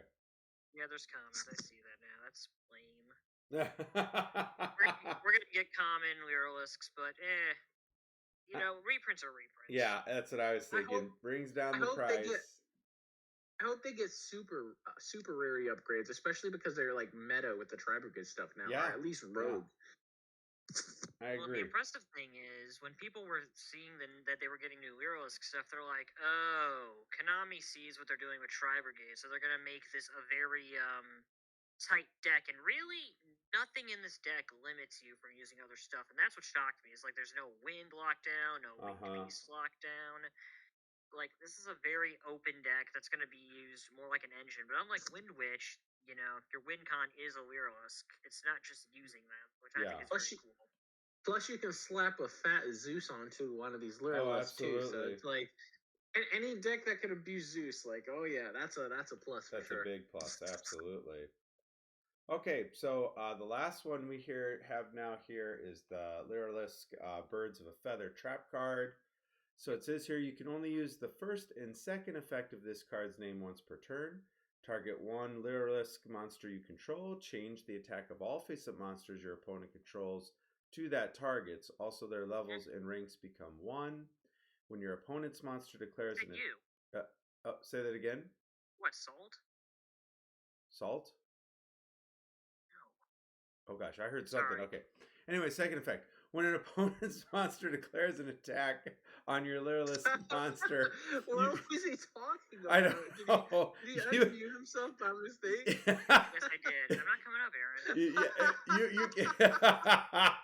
I'm sorry, guys. You're okay. You're totally fine. I heard Krona talking about the trap, and all I heard was Salt. I know. Krona, your voice, No.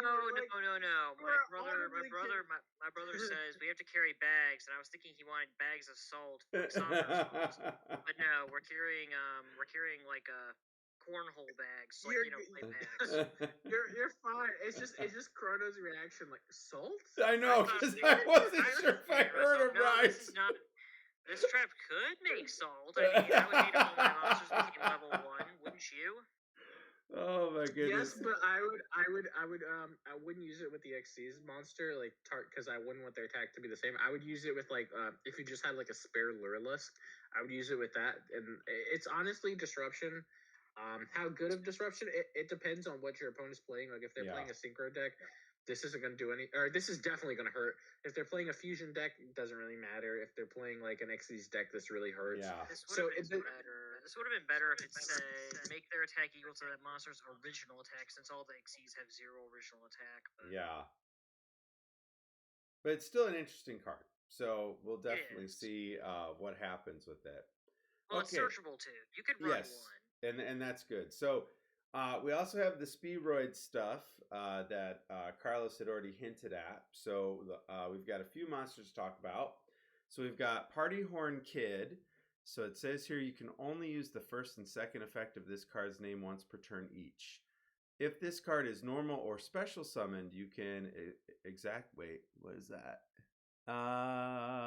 Excavate. Thank you. Cards from the top of your deck equal to the number of other wind monsters you control. Add 1 excavated card to your hand. Also place the rest on the bottom of the deck in any order. You can banish this card from your graveyard, then target 1 level 3 or higher wind monster you control and reduce its level by 2. Okay, then the next one here, we've got Magic Hound. You can only use the second effect of the card's name once per turn. So first, when this card is normal summoned, you can send 1 Speedroid card from your deck to the graveyard. If this card is in your graveyard, except the turn it was sent there, you can banish this card, then target 1 Speedroid monster in your graveyard, shuffle it into the deck, and if you do, special summon 1 Speedroid Synchro monster with the same level, but different name from your extra deck, but its effects are negated. Ooh, interesting. Now, Carlos, you said you play Speedroids, is that correct? Correct. I definitely do play Speedroids. Okay, so what do you think of the two cards? Which one do you like more, Party Horn Kid or Magic Hound? So, I think they're both interesting. I personally would have. You really don't need them. I would have preferred. honestly would have preferred like extenders for the deck. I think they need more extenders. These don't really do it, but they do have an absolutely broken synchro monster that definitely helps fix some of the problems. So Okay. so these are okay. I mean, you can run them if you want, but to me, the synchro monsters that they got in this legendary duels are really the things that are going to push the deck over the top. And If one anything, of the spells. I would have to like look at the spells again and see because as far as I know, I think they have like a roulette spell that's kind of trash. So so we're gonna look at the synchros here then. So let's go ahead and take a look at Cork Blaster. So it only takes one tuner plus one non-tuner monsters. It's a level 3. You can only use the effect of this card's name once per turn. You cannot special summon monsters the turn you activate this card, except for when monsters. If this card is synchro summoned, you can activate one of these effects. You get to add one Speedroid Spell or Trap card from your deck to your hand. If this card was synchro summoned using only Speedroid monsters as materials, and all the materials that were used for its synchro summon are in your graveyard, you get to special summon all of them. Oh, that's really good. This is the one I was talking about. And then you've got the second one here, High Speedroid Clearwing Rider. Materials 1 wind tuner plus 1 non-tuner wind synchro monsters. Once per turn, you can roll a 6-sided die and shuffle wind monsters from your graveyard into the deck up to the result. Then you can destroy cards on your opponent controls up to the number shuffled. And if you do, this card gains 500 attack for each card destroyed by this effect until the end of this turn.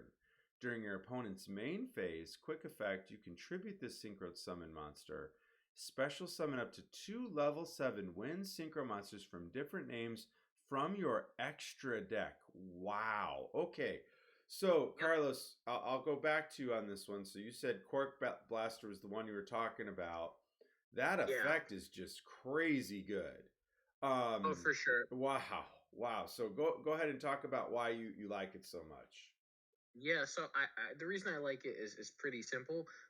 You can literally special summon all the monsters used to synchro summon it. So you can literally just synchro climb into a bigger speedroid monster. So really, there's nothing to not like about that because it's absolutely amazing. Yeah, and the second one, it's kind of gimmicky with the rolling of the dice, but at the very least, you're at least gonna. It says up to, so you don't have to destroy your cards, and then you're at least getting one pop off the big one. So, absolutely. So all in all, I think the synchros are really where they like this. The synchros were already where this deck shined, but now these adding these two to the lineup, oh, really really good. And then I think personally, this Speedroid Cork Blaster is really good with the Speedroid marble dice or red eye dice. One of them can change the other Speedroid's level in between like 1 and like 7 or 1 and 6. So this like absolutely breaks it because now you can target one of your Speedroids. You can make it level 2. You can synchro summon it to this, and then you can synchro summon the die, and then you can synchro summon that again. And then I don't think the die is one. Is it once per turn? Do you know? I'm taking a look. No. Okay, oh so no, yeah. It is once per turn. Yeah, once per turn. Okay. Yeah. I was gonna say if it wasn't once per turn, it'd be broken because you could modulate the level again and just make a ginormous synchro. But like still, you can synchro climb, and it's just, oh my god, it's awesome. Like the combos you can do with this deck now are pretty cool. I really also like the second effect there, Grunt. During your opponent's main phase, quick effect, tribute this synchro summon monster, special summon up to 2 level 7 wind synchro monsters with different names from your extra deck. I mean, that's pretty good. I mean, what cards do you think you'd bring out with that? So obviously they intend for you to bring out the 2 Clearwing monsters. So Clearwing Synchro Dragon and Clearwing Fast Dragon. That's the easiest thing. I mean, Fast Dragon's neat. You know, you can target a monster your opponent has from the extra deck, make it 0 and negate its effects. So it's a nice stun option. It also works with the hand trap we saw earlier. Yes. Because the effect would be negated. So like, it's just synergy. Yeah. Clearwing Synchro Dragon is essentially a I hate to say worse version of Crystal Wing. Crystal Wing is just a better version of Clear Wing, Right, essentially. right.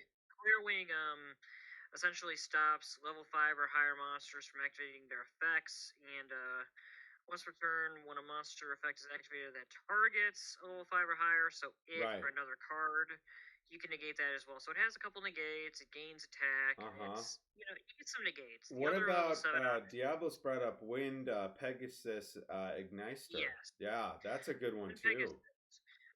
Pegasus is another nice option because literally, if another card you control is destroyed, you can just banish it, target one card your opponent controls, and shuffle it. There could be definitely niche options where you want that. I could see Speedroids running it anyway because it is wind, and mostly the good Speedroid stuff does lock you into wind. Mm-hmm. There's not a lot of other good level 7 wind stuff, unfortunately. You've got Junk Berserker, the Mist Valley Oh Synchro. yeah. Uh-huh. Let's see, a crappy Gusto Synchro. There's Unity Knight, nobody summons. Trident. Like, you've got some decent options. It just kind of stinks. I wish that they also added Aura Crystal Wing. I wish they would Yeah, bring up that would have been Wing really too. good. Absolutely. I do like this trend from Konami where they're finding new ways for you to get into your extra deck more. I like that quite a bit where you kind of ignore those summoning conditions and you get into that extra deck toolbox a little bit more. So I'm pretty pleased to see them doing that with some of these different decks. Now let's go ahead and take. You said Clearwing. Let's take a look at this next one here. So we've got Crystal Clear Wing Synchro Dragon, and once per turn, when an opponent's monster activates their effect, quick effect, you can activate this effect. Have this guard gain attack to that opponent's monster original attack until the end of this turn, and if you do, this card is unaffected by that monster's effect until the end of this turn. Once per turn, when a spell or trap card or effect is activated, quick effect, you can negate the activation if you do destroy it. If this card is synchro summoned, if the synchro summoned card is sent to the graveyard by an opponent's card effect, you can add one wind monster from your deck to your hand. And then you've got Speedroid Roulette, where it says you can only activate one card with this card's name once per turn. Discard one card, roll a six-sided die, and special summon up to two Speedroid monsters from your hand or deck whose total levels exactly equal the result, but their effects are negated. If you cannot, you lose life points equal to the result by 500. Oh, well, roulette definitely fits the name well for Yeah. that. But Grunt, your thoughts on these two cards? So funny story. When Crystal Clearwing was first revealed, a lot of people found it underwhelming because the original translation made it sound a little worse. I guess the issue people have still is that for a card that's paying homage to, Shooting Star Dragon, for example, because, it's a tuner synchro, non-tuner clear wing. So the idea is you'll use Cork Blaster from earlier with a clear wing to make this. It's cool. The issue is that, this card just becomes a beefy beater. It negates effects, but it doesn't pop anything like Crystal Wing. It doesn't have the same battle protection that Crystal Wing does, essentially, with bigger monsters. It can negate spell and traps as well. It's just, this isn't an obvious upgrade over Crystal Wing because Crystal Wing has some niches this card doesn't have. This has niches Crystal Wing doesn't have, which, hey, Speedroids will run at least one of this. It's just that for the investment, some people might not find it worth it. And for Roulette, I think that I know Carlos has some reservations about Roulette. He brought that up earlier.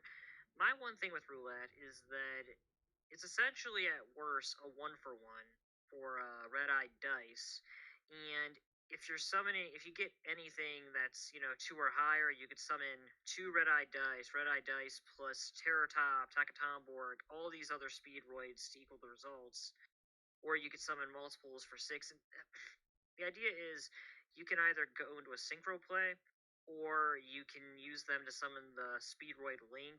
Like, I feel like it has enough utility that it'll see play in the deck. Okay. Carlos can have his disagreements. I just think that if you want to play the Link, then this is a good way to access your Link, or at least get stuff out there as a one for one. Oh, boy, that's interesting. Very interesting. Carlos, your thoughts? Yeah, so I just The randomness of it, like I think it's a bit like the rolling the dice, like it's just it's RNG reliant, and I Uh-huh. don't really like that. I mean, the fact that you can it says up to 2 is pretty good. One, you obviously want to special summon. Two is a little bit iffy to me because like I don't typically run 2 red eye dice in my build, but I do run the level 2, the level 2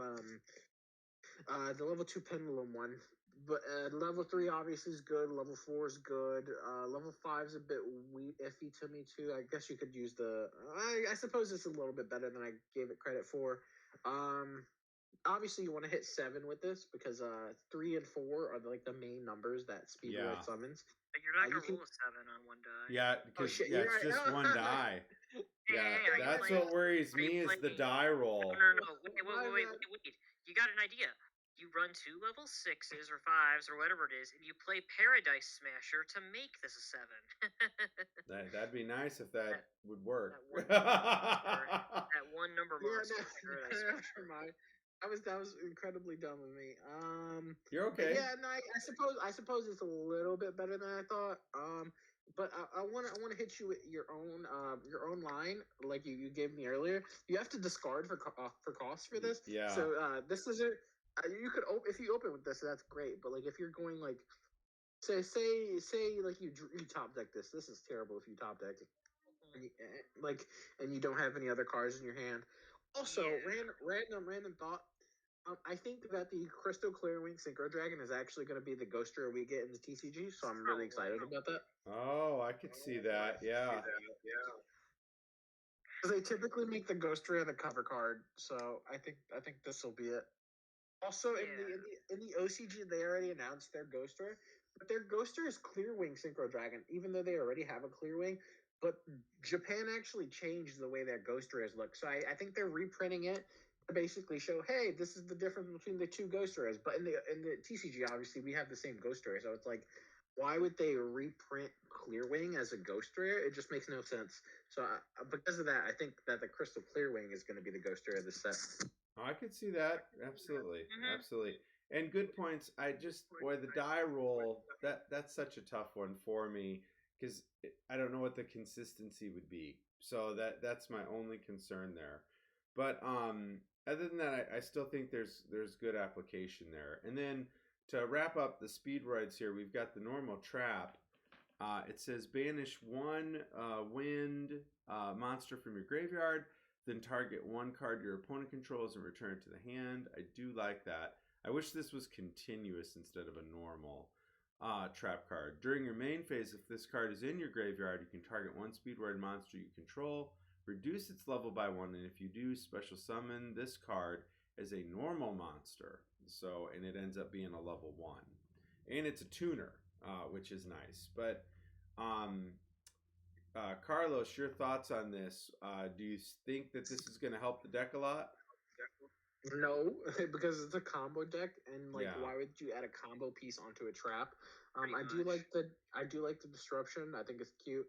I don't know if you'd play it as more of a one, more than a one of. Even then, it's like, I don't know.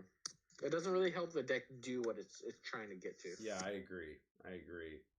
I mean, I like the disruption, but again, I don't know. I think it'd be neat if it were continuous versus just a normal trap card. Grunt, you're thinking? It's searchable with Cork Blaster, so you can run it at 1. Other than that, the issue I have, and Carlos, I'm surprised Carlos didn't bring this up. I didn't bring this up because I thought he would. The only issue I have with Cork Blaster is that it specifically searches Speedroid spell and traps. So like a lot of the Speedroid, I think all the Speedroid spells and traps, I don't know if they have trap, but Speedroid spells you would use like what was it called? Shock Surprise, or what was that other one? I'm trying to Speed Recovery. Speed Lift. A lot of the Speedroid support spells didn't have Speedroid in their name. So Cork Blaster, it's kind of like when they gave us that Earthbound Immortal support. There's a lot of cards that support Speedroids, but the Speedroid Searcher can only search a handful of the cards that support Speedroids, which I think is kind of a disservice. I feel like Cork Blaster should have said, when this card is synchro summoned, search out any spell or trap that lists Speedroid or something else because it's just kind of a disservice otherwise. No, that makes sense. I see what you're saying there, for sure. But it's an interesting card for when Yeah. you're looking at what it might be able to do. Okay, so now we've got the French named cards that you guys were referencing earlier. So Sage de Fleur, is that right? Fleur. Fleur? Oh gosh, with yeah, a oh gosh. with a I'm really stupid bad French with pronunciation, accent. I barely guys, and speak now we're in a French. different language. Good luck to me here. Okay, so It's Sage of Flowers. Sage of Flowers. You can call us Sage of Flowers. there we go. That sounds great. So, looking at this card here, it says you can only use this card's name 1 and 2 effects once per turn each. The first one, you can target one monster you control and one other card on the field. Special summon this card from your hand, and if you do, destroy those targets. Oh, wow. Boy, that's interesting. Right? Okay. If this card is sent from the field to the graveyard, you can target one other monster in your graveyard, shuffle it into the deck. Then you can add one level 1 plant monster from your deck or graveyard to your hand. Boy, that's interesting, and it's a level 8. Okay, and then the next one here, we've got White Steed of the Floral Knights. You can only special summon with the way in this card's name effect once per turn. You can only use this card's second effect once per turn. If you control a level 2 or lower monster, you can special summon this card from your hand in defense. When your opponent's monster declares an attack, you can banish this from your graveyard, then target one card you control, negate the attack, and if you do, destroy the target. Oh boy, that's interesting. Okay, Grunt, what's your thinking on these two? So Sage here is Sage is interesting. It does have synergy with some of the old stuff. Sherry's cards are very weird because she kind of had some archetype. I mean, the funny thing in the anime was that she's the only other character, I believe, in the 5D's anime who used a Synchron monster, the other one obviously being Yusei, and that was Floor Synchron. But like other than Synchron, she didn't really use any archetypes. Everything was just kind of whatever. She has the Noble Knight cards that I was literally about to say that. Like she like some of her cards in the future are Noble Knights cards, and they're a bit weird. They're Noble Knights by name. They're not. It's one of those weird things where I feel like Konami didn't plan ahead, and they're just like, well, these are retroactive Noble Knight support. So also the new Noble Knight stuff from Sherry's line of stuff. It actually supports Crystal Beast, and I thought that was worth. Oh yeah, I have that card in here later. It's pretty good. I'll just say this real quick though. This thing has synergy. I have the previous cards in here. I have Necroflor, Sorcière de Fleur. We have those in here. So the idea for Sperry's deck is you'll have a card like Necroflor. You'll pop Necroflor to summon this. Pop your opponent's card. Necroflor's effect when it's popped by a card effect or Zone's effect. Some of Sperry's cards like to be popped. So it's just an extender. The funny thing is that since this card doesn't lock you into anything, I could legitimately see some rank 8 engines using this as a free extender. You could even be cheesy and run it in like something like you could run a small Unchained package to pop your own stuff. Oh yeah. Well, here's the other thing too. And this is kind of a cool thing. So the cost for Sage to summon itself is targeting. So if you target a monster you control and your opponent's monster, they can both be targeted. That's fine. Sage summons, then you destroy them. If you targeted a monster that's immune to being destroyed, you could actually keep your monster after summoning Sage. Wow! Because you don't have to destroy to summon; you destroy after properly summoning it, which I think is kind of cool. So if you have untargetable, or if you have monsters you can target that are immune to effect destruction, this is just a free body with a pop on it. Oh wow, and it's a 2900 body. I mean, Jim and Christmas. Wow. Also, just randomly, I want to point out, like, why the heck are some of Sherry's cards dark? Like, this is supposed to be a win duelist pack, and I get some of her cards are win, but like the majority of her deck isn't. So it's just a bit weird that her cards are in a win duelist pack. So my best explanation is this. when Sherry dueled against Yusei and like summoned Chevalier de Fleur, the French warrior monster, and she used like the fusion, like those were all wins. And then because Four Kids is awful at planning ahead, they never dubbed the final season of 5Ds where Sherry was turning against Yusei and them, and that's when she used the field spells in this pack. That's when she used the Dark Monsters. So Wind was her original deck, and the Dark Monsters represents the theme of what she used when she went rogue. Interesting. If Sherry had a lot of fun build up for a character, it's just a shame because they never used her in the dub because they again cut her off most of her subplot because she didn't get her moments of fame from the last season. But anyway, going to Steed here. I mean, Steed's cute. You control level 2 or lower. You special summon this card from your hand in defense position. The cute thing is it's wind, so I honestly feel like you could get away with running a copy of this in Speedroids. Mm-hmm. I'm not saying you should. I'm just saying they could as an extender. There are ways to search it too, so I don't know. I could see certain wind decks using this. Yeah, Yep. but yeah. So yeah, and the graveyard effect, it's kind of cute. You banish it from the graveyard. You get the attack and pop again. Some of Sherry's cards like to be popped, so this is kind of the best of both worlds. Yeah, pretty interesting. It's the cards are not bad. And Quick second. I'll be gone for a few minutes. I gotta go get something, oh, but no problem. I'll be back in a few minutes. No problem. Yeah, so Carlos, I like the cards here. I think they're pretty interesting for sure. And like Grunt was saying, I think they're great for extending and also for just, pretty much extending.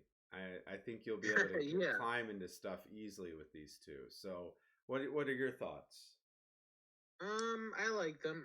First of all, I really like the artwork on the Sage de Fleur. Mm-hmm. Like I love artwork like that. I think it's really awesome.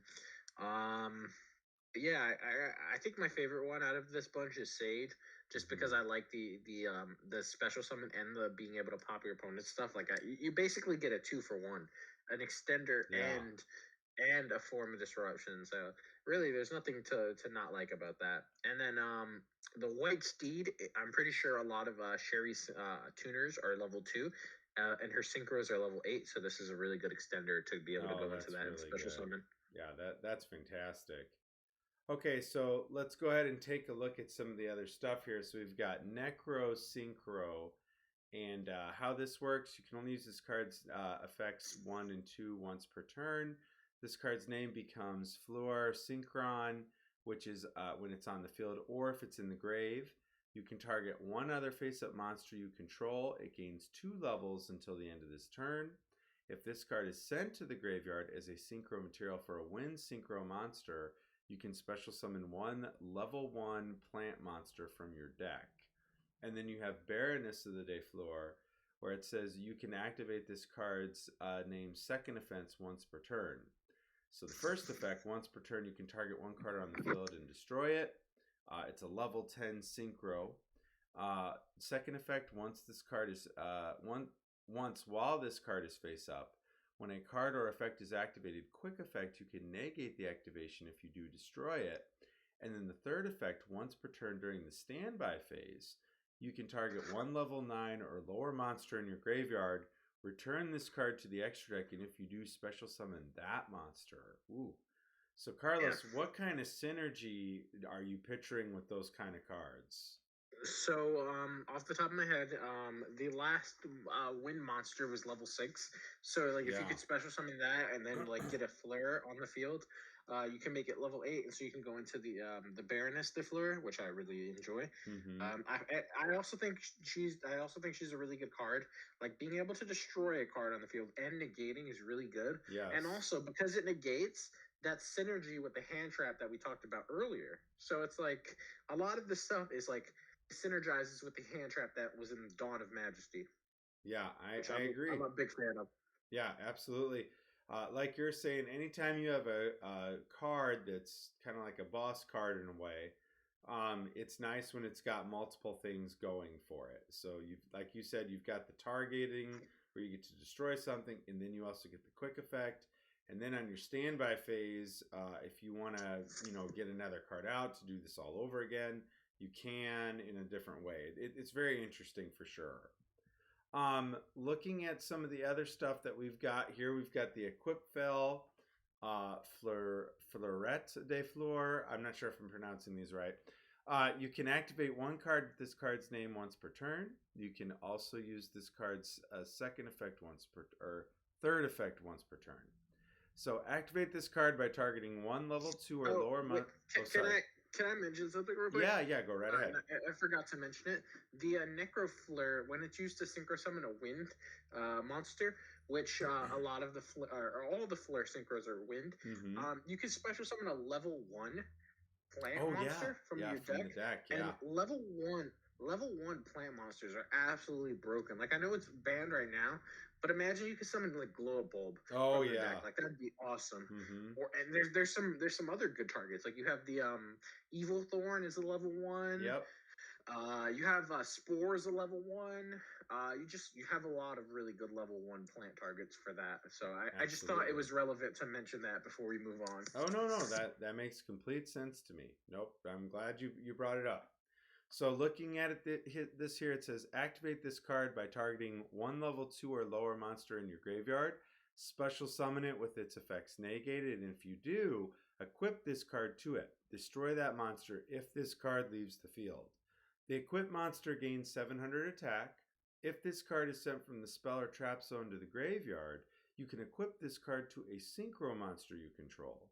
And then you have Synchro Dilemma, where it's a continuous spell, and it says you can only use this card's first effect once per turn.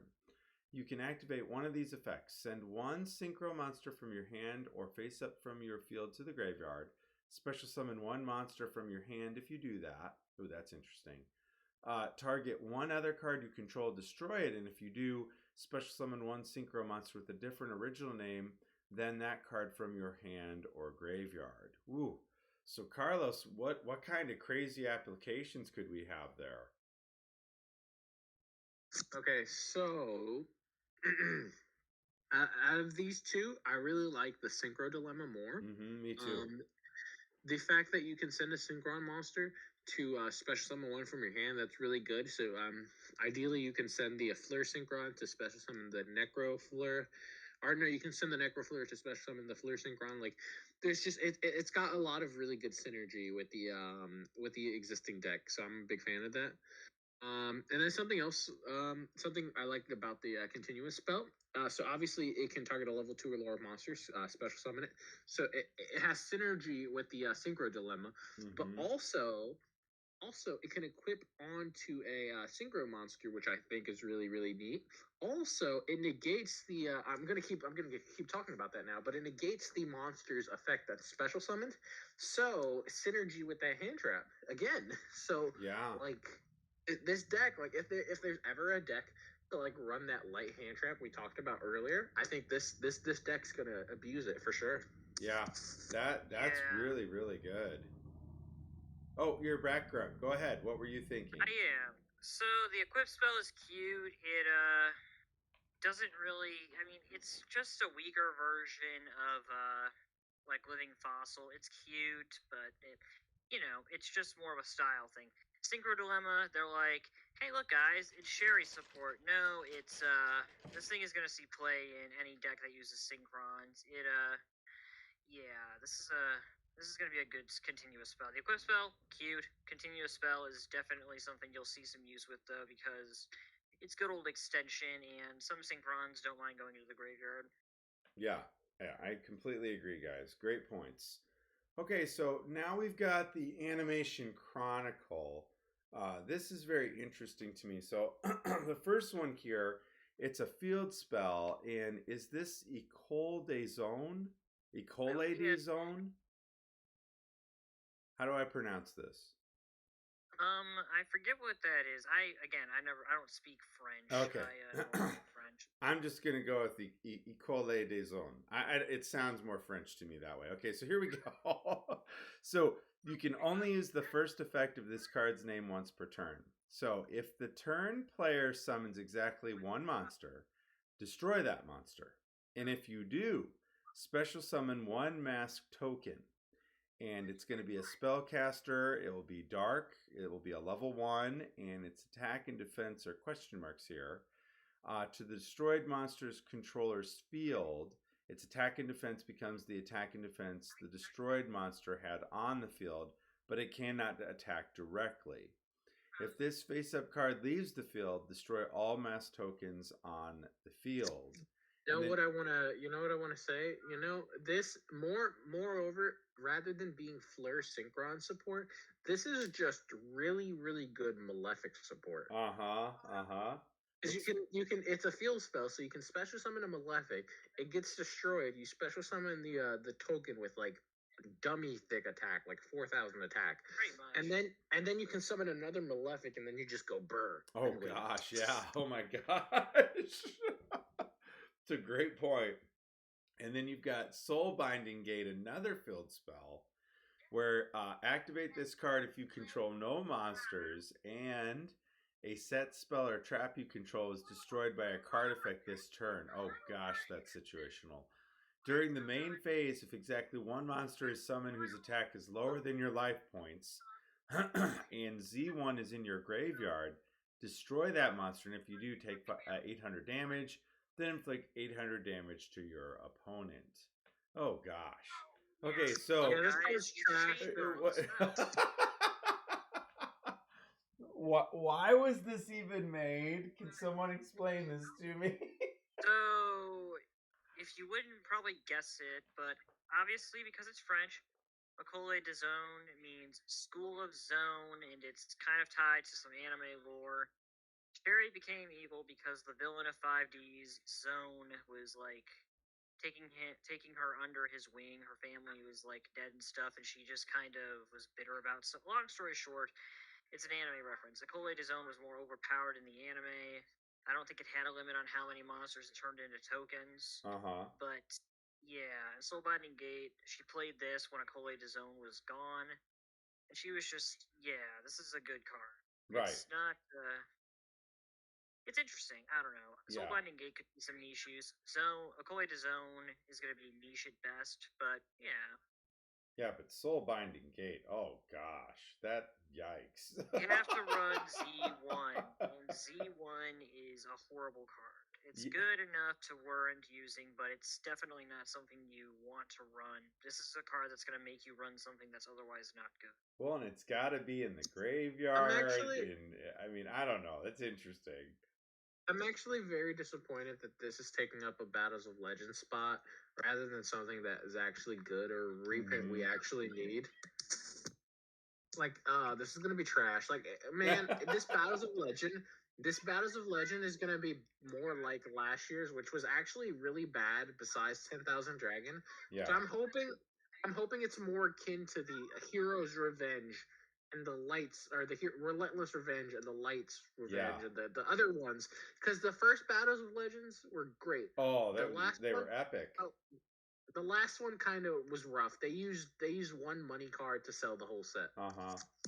Well, I will say this though, Numeron Network was a great little engine. Like that was pretty good from that set. But other than that, I don't think of anything that really stands out. Yeah, so. I agree with you. That's definitely disappointing. Okay, so you've got the cards here that were just being talked about by Grunt. You've got Necrofleur, Sherry de Fleur, and then Z1, right? Am I saying that right? Or Suri? No. How do you pronounce this, guys? Sorcerer de Fleur? Yeah, there we go. Yeah, I don't know. So, Grunt, why did you have these cards up here? What was your thought with including these? Oh, did we lose him? Yeah, I'm not sure if you. I'm here. Okay. So I've got the cards up that you included here with Necro. So Necrofleur, you summon this, destroy it with Sage de Fleur. and so you summon Sage to floor. Necroflor brings out Sorcier de Flor. Sorcier de Flor lets you steal an opponent's monster from the graveyard, which you can use as potential material. So you kind of see the synergy here. And C1 is literally, when it's destroyed while it's set, select a continuous spell or field spell and add it to your hand. And it has to be from your grave, though. If it's searched from the deck, it'd be good, but it doesn't.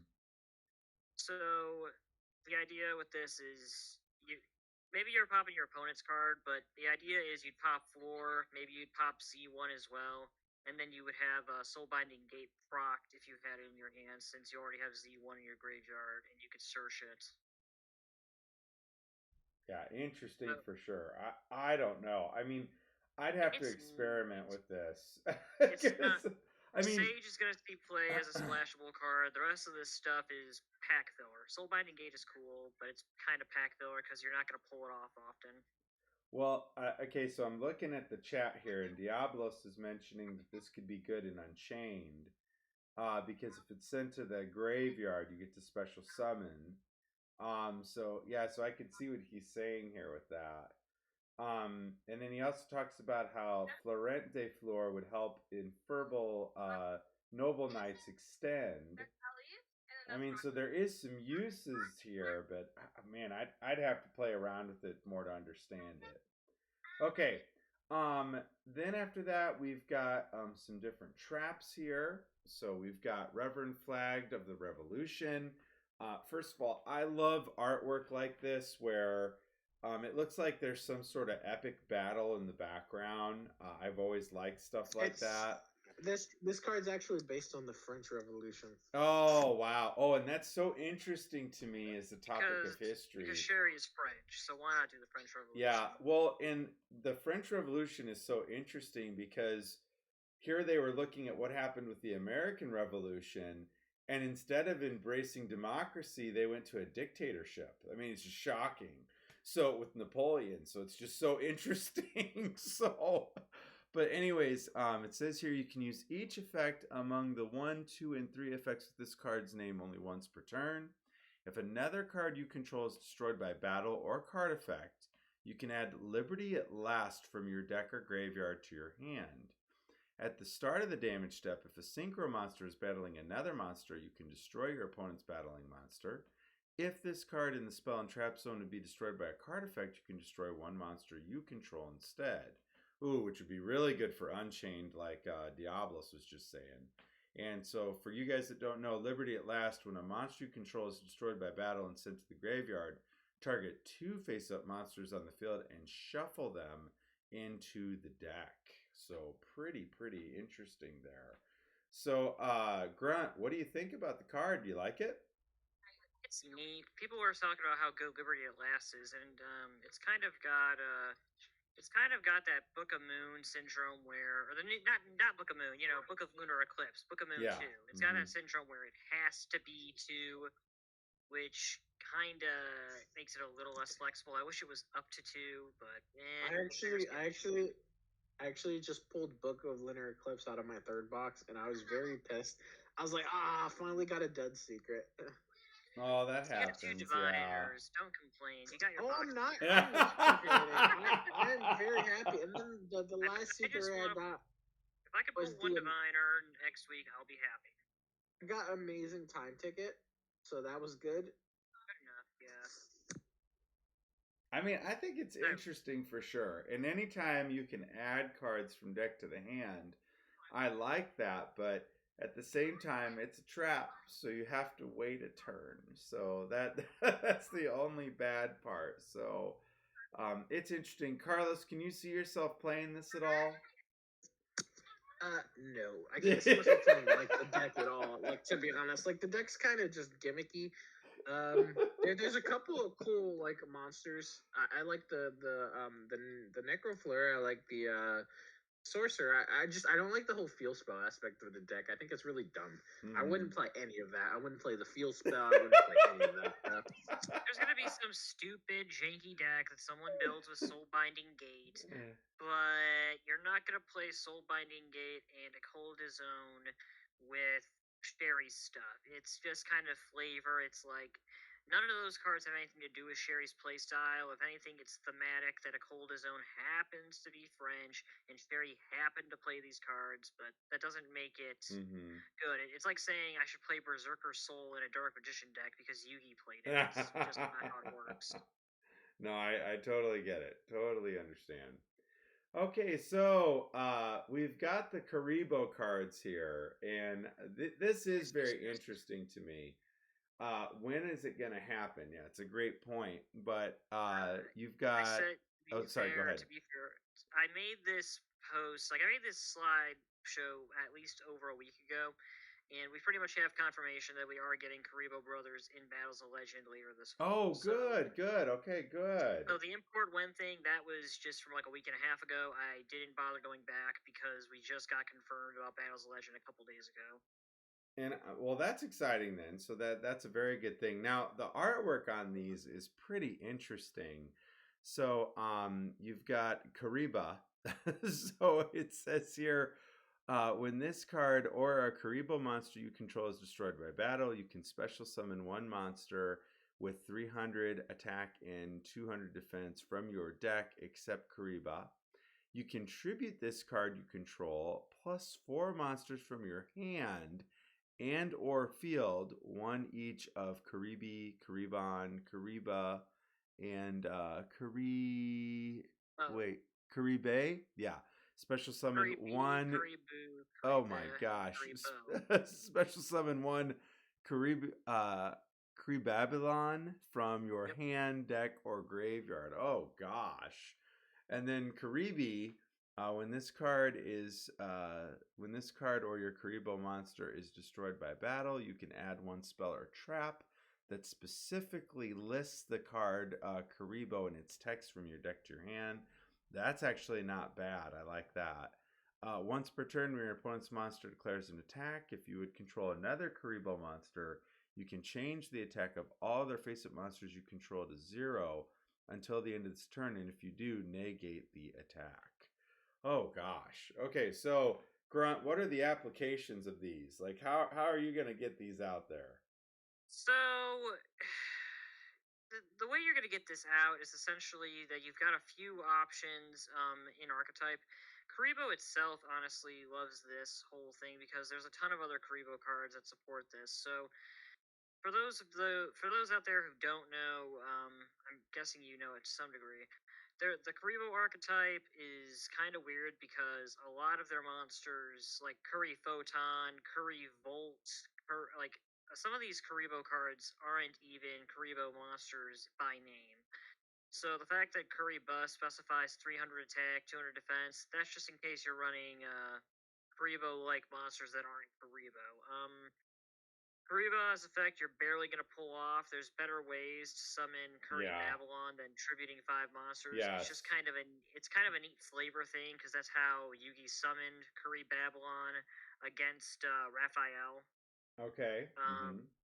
Curry B is literally a testament to what I said earlier about speedroids because it's not a Karibo spell or trap. It's a spell or trap or card that lists Karibo in it. So Multiply, if you really want to play Multiply, you can search that. You could search out Generation Next, I think. Let me check real quick. Does that say Karibo Monster? Or yeah, no, it has to list the card Karibo, so that's different. Kind of like the Dark Magician thing. You could do Detonate, Flute of Summoning Karibo is a big one. Yep. And I think the biggest thing you're probably searching with it is 5-star Twilight. So, we'll go over 5-star Twilight later, but again, right now these are your searchers or extenders, and I think they're pretty good for what Karibo do. You can now tutor out Rainbow Karibo. Curry Born is a big one with Kariba. Winged Karibo, so you don't take any battle damage for the rest of this turn. You've got a ton more utility now with Kariba than you did before with the deck, so I really think Kariba's good. Curry B, less so, because there's not a ton of spells that affect both Karibo and Karibo monsters in general, but it's not bad. Okay, let's check out the next part here. So now we've got Karibu and Karibe.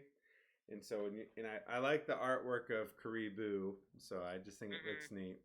So, when an opponent's monster declares an attack, you can discard this card and one Karibo monster from your deck to your hand, except Karibu. Once per turn quick effect, you can discard one trap, then target one face-up monster your opponent controls. It loses 1500 attack until the end of this turn. And then Karube, quick effect, you can discard this card, target one Karibo monster you control, gains 1500 attack. You contribute this card you control plus 4 monsters from your hand and or field. Ugh. One each of Kariba, Karibi, Karibu, Karibo. Add one Kriya Bandit from your deck to your hand or graveyard. And then immediately after this effect resolves, you can normal summon one Fiend monster from your hand. Carlos, what do you think of those? I'm gonna be honest. Honestly, I don't really like the Karibo archetype. Like the artwork's cute, but like it's just for what? Like, what's the purpose? Like, these are like, no, I'm not joking, man. These are like 20 years too late. Like, they should have been printed in like 2002 because these are garbage, man. And even in 2002, I don't know if I would have played these. They're good. They're good now because you can use them as like link materials. But besides that, it's like, no, I don't want to play. I don't want to play this deck. Yes. I don't like it. To be fair, to give these guys some credit, Curry B, Be, Boo, and Ba all had very simple effects back in the anime, and Konami went back and gave them a lot of things. The original Curry Ba, literally all he did was summon Curry Babylon. He didn't have the special summoning effect. He didn't have the floating effect. Curry Be did not have the honest effect. Curry B did not search out spells and traps.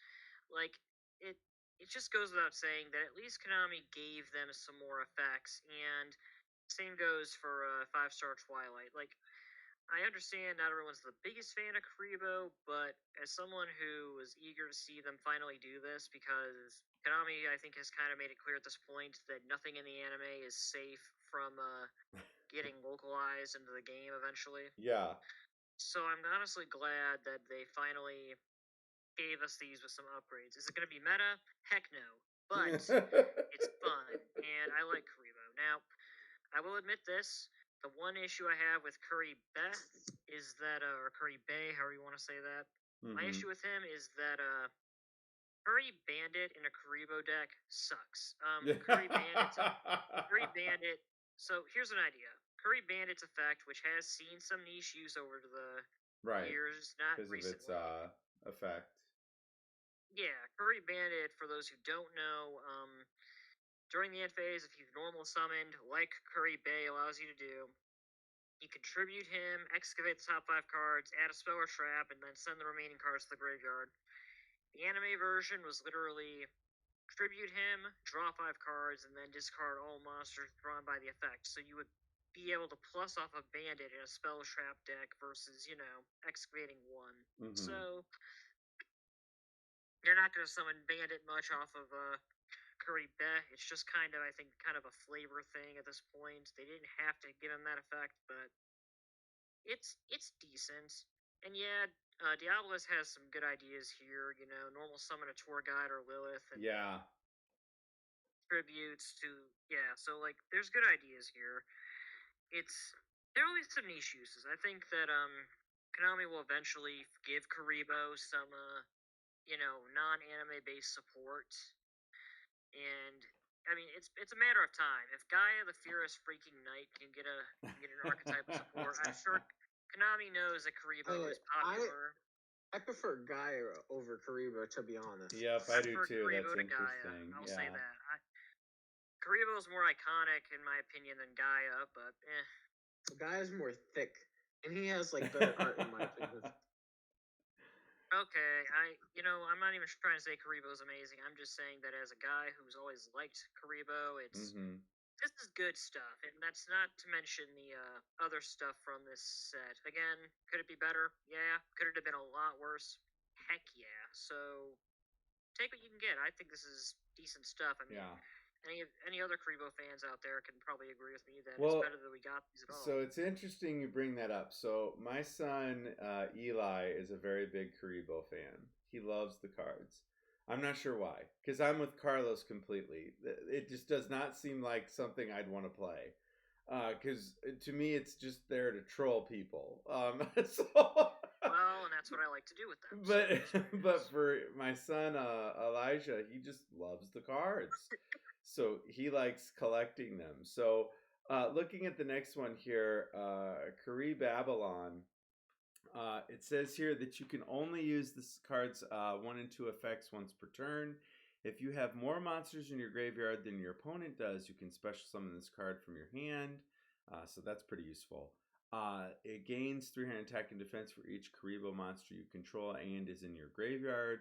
During your main or battle phase, quick effect, you can return this card to the hand, and if you do, special summon 1 Kariba, Karibi, Karibu, Karibe, and 1 Karibo from your hand, deck, or graveyard in attack position. And then you have 5-star Twilight. It's a normal spell. You can only activate 1 card with this card's name once per turn. If the only monster you control is a level 5 monster, tribute it. Special summon 1 Kariba, Karibi, Karibu, Karibe, and Karibo from your hand, deck, and or graveyard, but they cannot be tributed for a tribute summon. So, Grunt, with this being the deck you like, what do you think of these cards? So, it doesn't take a genius to realize what Curry Babylon lets you do. It's literally a generic extender in the right decks and the right situations. Because as long as if you're starting off going first and you have 1 monster in the graveyard, could be from any deck, maybe you're summoning Alistair and you're linking him off. Curry Babylon is literally, hey, if you have more monsters, special summon this. Also, tribute him and just special summon these Karibos. Now, obviously, you're not going to be able to do that too much if they're not in your hand or graveyard already. But at the same time, the idea isn't even Kree Babylon. It's that if you have any level 5 deck and you run 5-star Twilight, you get 5 little monsters that you can immediately use for link extension. Yeah. And is it busted? No. Is it funny to know that you have 5 link materials and they're all little Karibo monsters? Yes. I feel like this is nice. When I saw Kree Babylon in the anime, I'm like, this is cool, but is it really good? No. And they made it a possible end game goal with a high beat stick potential, or it just floods the field with more monsters. So I don't know. Do you care about it? Does Carlos care about it? Probably not. Yeah. I was gonna say, heck no, I don't care about it, man. I don't care about it's just the deck isn't really my play style. It's just kind of gimmicky, and the fact that these are gonna take up a lot of Battles of Legends slots is like, trash. I mean, here's the thing. Think of it this way. There have always been trash archetypes. I'm going to say this right now. Fortune fairies, not fortune ladies. Fortune fairies. That was a waste of a deck of a set list. And guess what deck I didn't play? Fortune ladies. That was also trash. The point is I tend to stay away from trash unless it has cool art or cool lore. My point is here's the thing. You see this as another fortune fairy. I see this as, at least it's not as bad as Fortune Fairy. Plus, a lot of people out there like Karibo. I know you two don't, and I'm sure Chrono is wondering why his son likes him. But look, ask people around. Karibo is up there in popularity. It's no Dark Magician or Blue Eyes, but it's kind of iconic still. So give Karibo some credit for the weird furball he is. So. Oh yeah, and there's lots of people that I agree with you, Grunt, that like it. That's why the decks sell, or that's why the cards sell. I mean, look at the calendar, for crying out loud. That definitely sold. So, it's definitely a popular archetype, but it's definitely one of those situations where, for me personally, it's not something I plan on investing in. But for my son Eli, because I know how much he enjoys Karibo type decks, I'll definitely be picking it up for him because I know he'll enjoy it. So yeah, it's definitely one of those things you either really like it or you don't. And hey, It's kind of like me people with like Joey you guys, decks.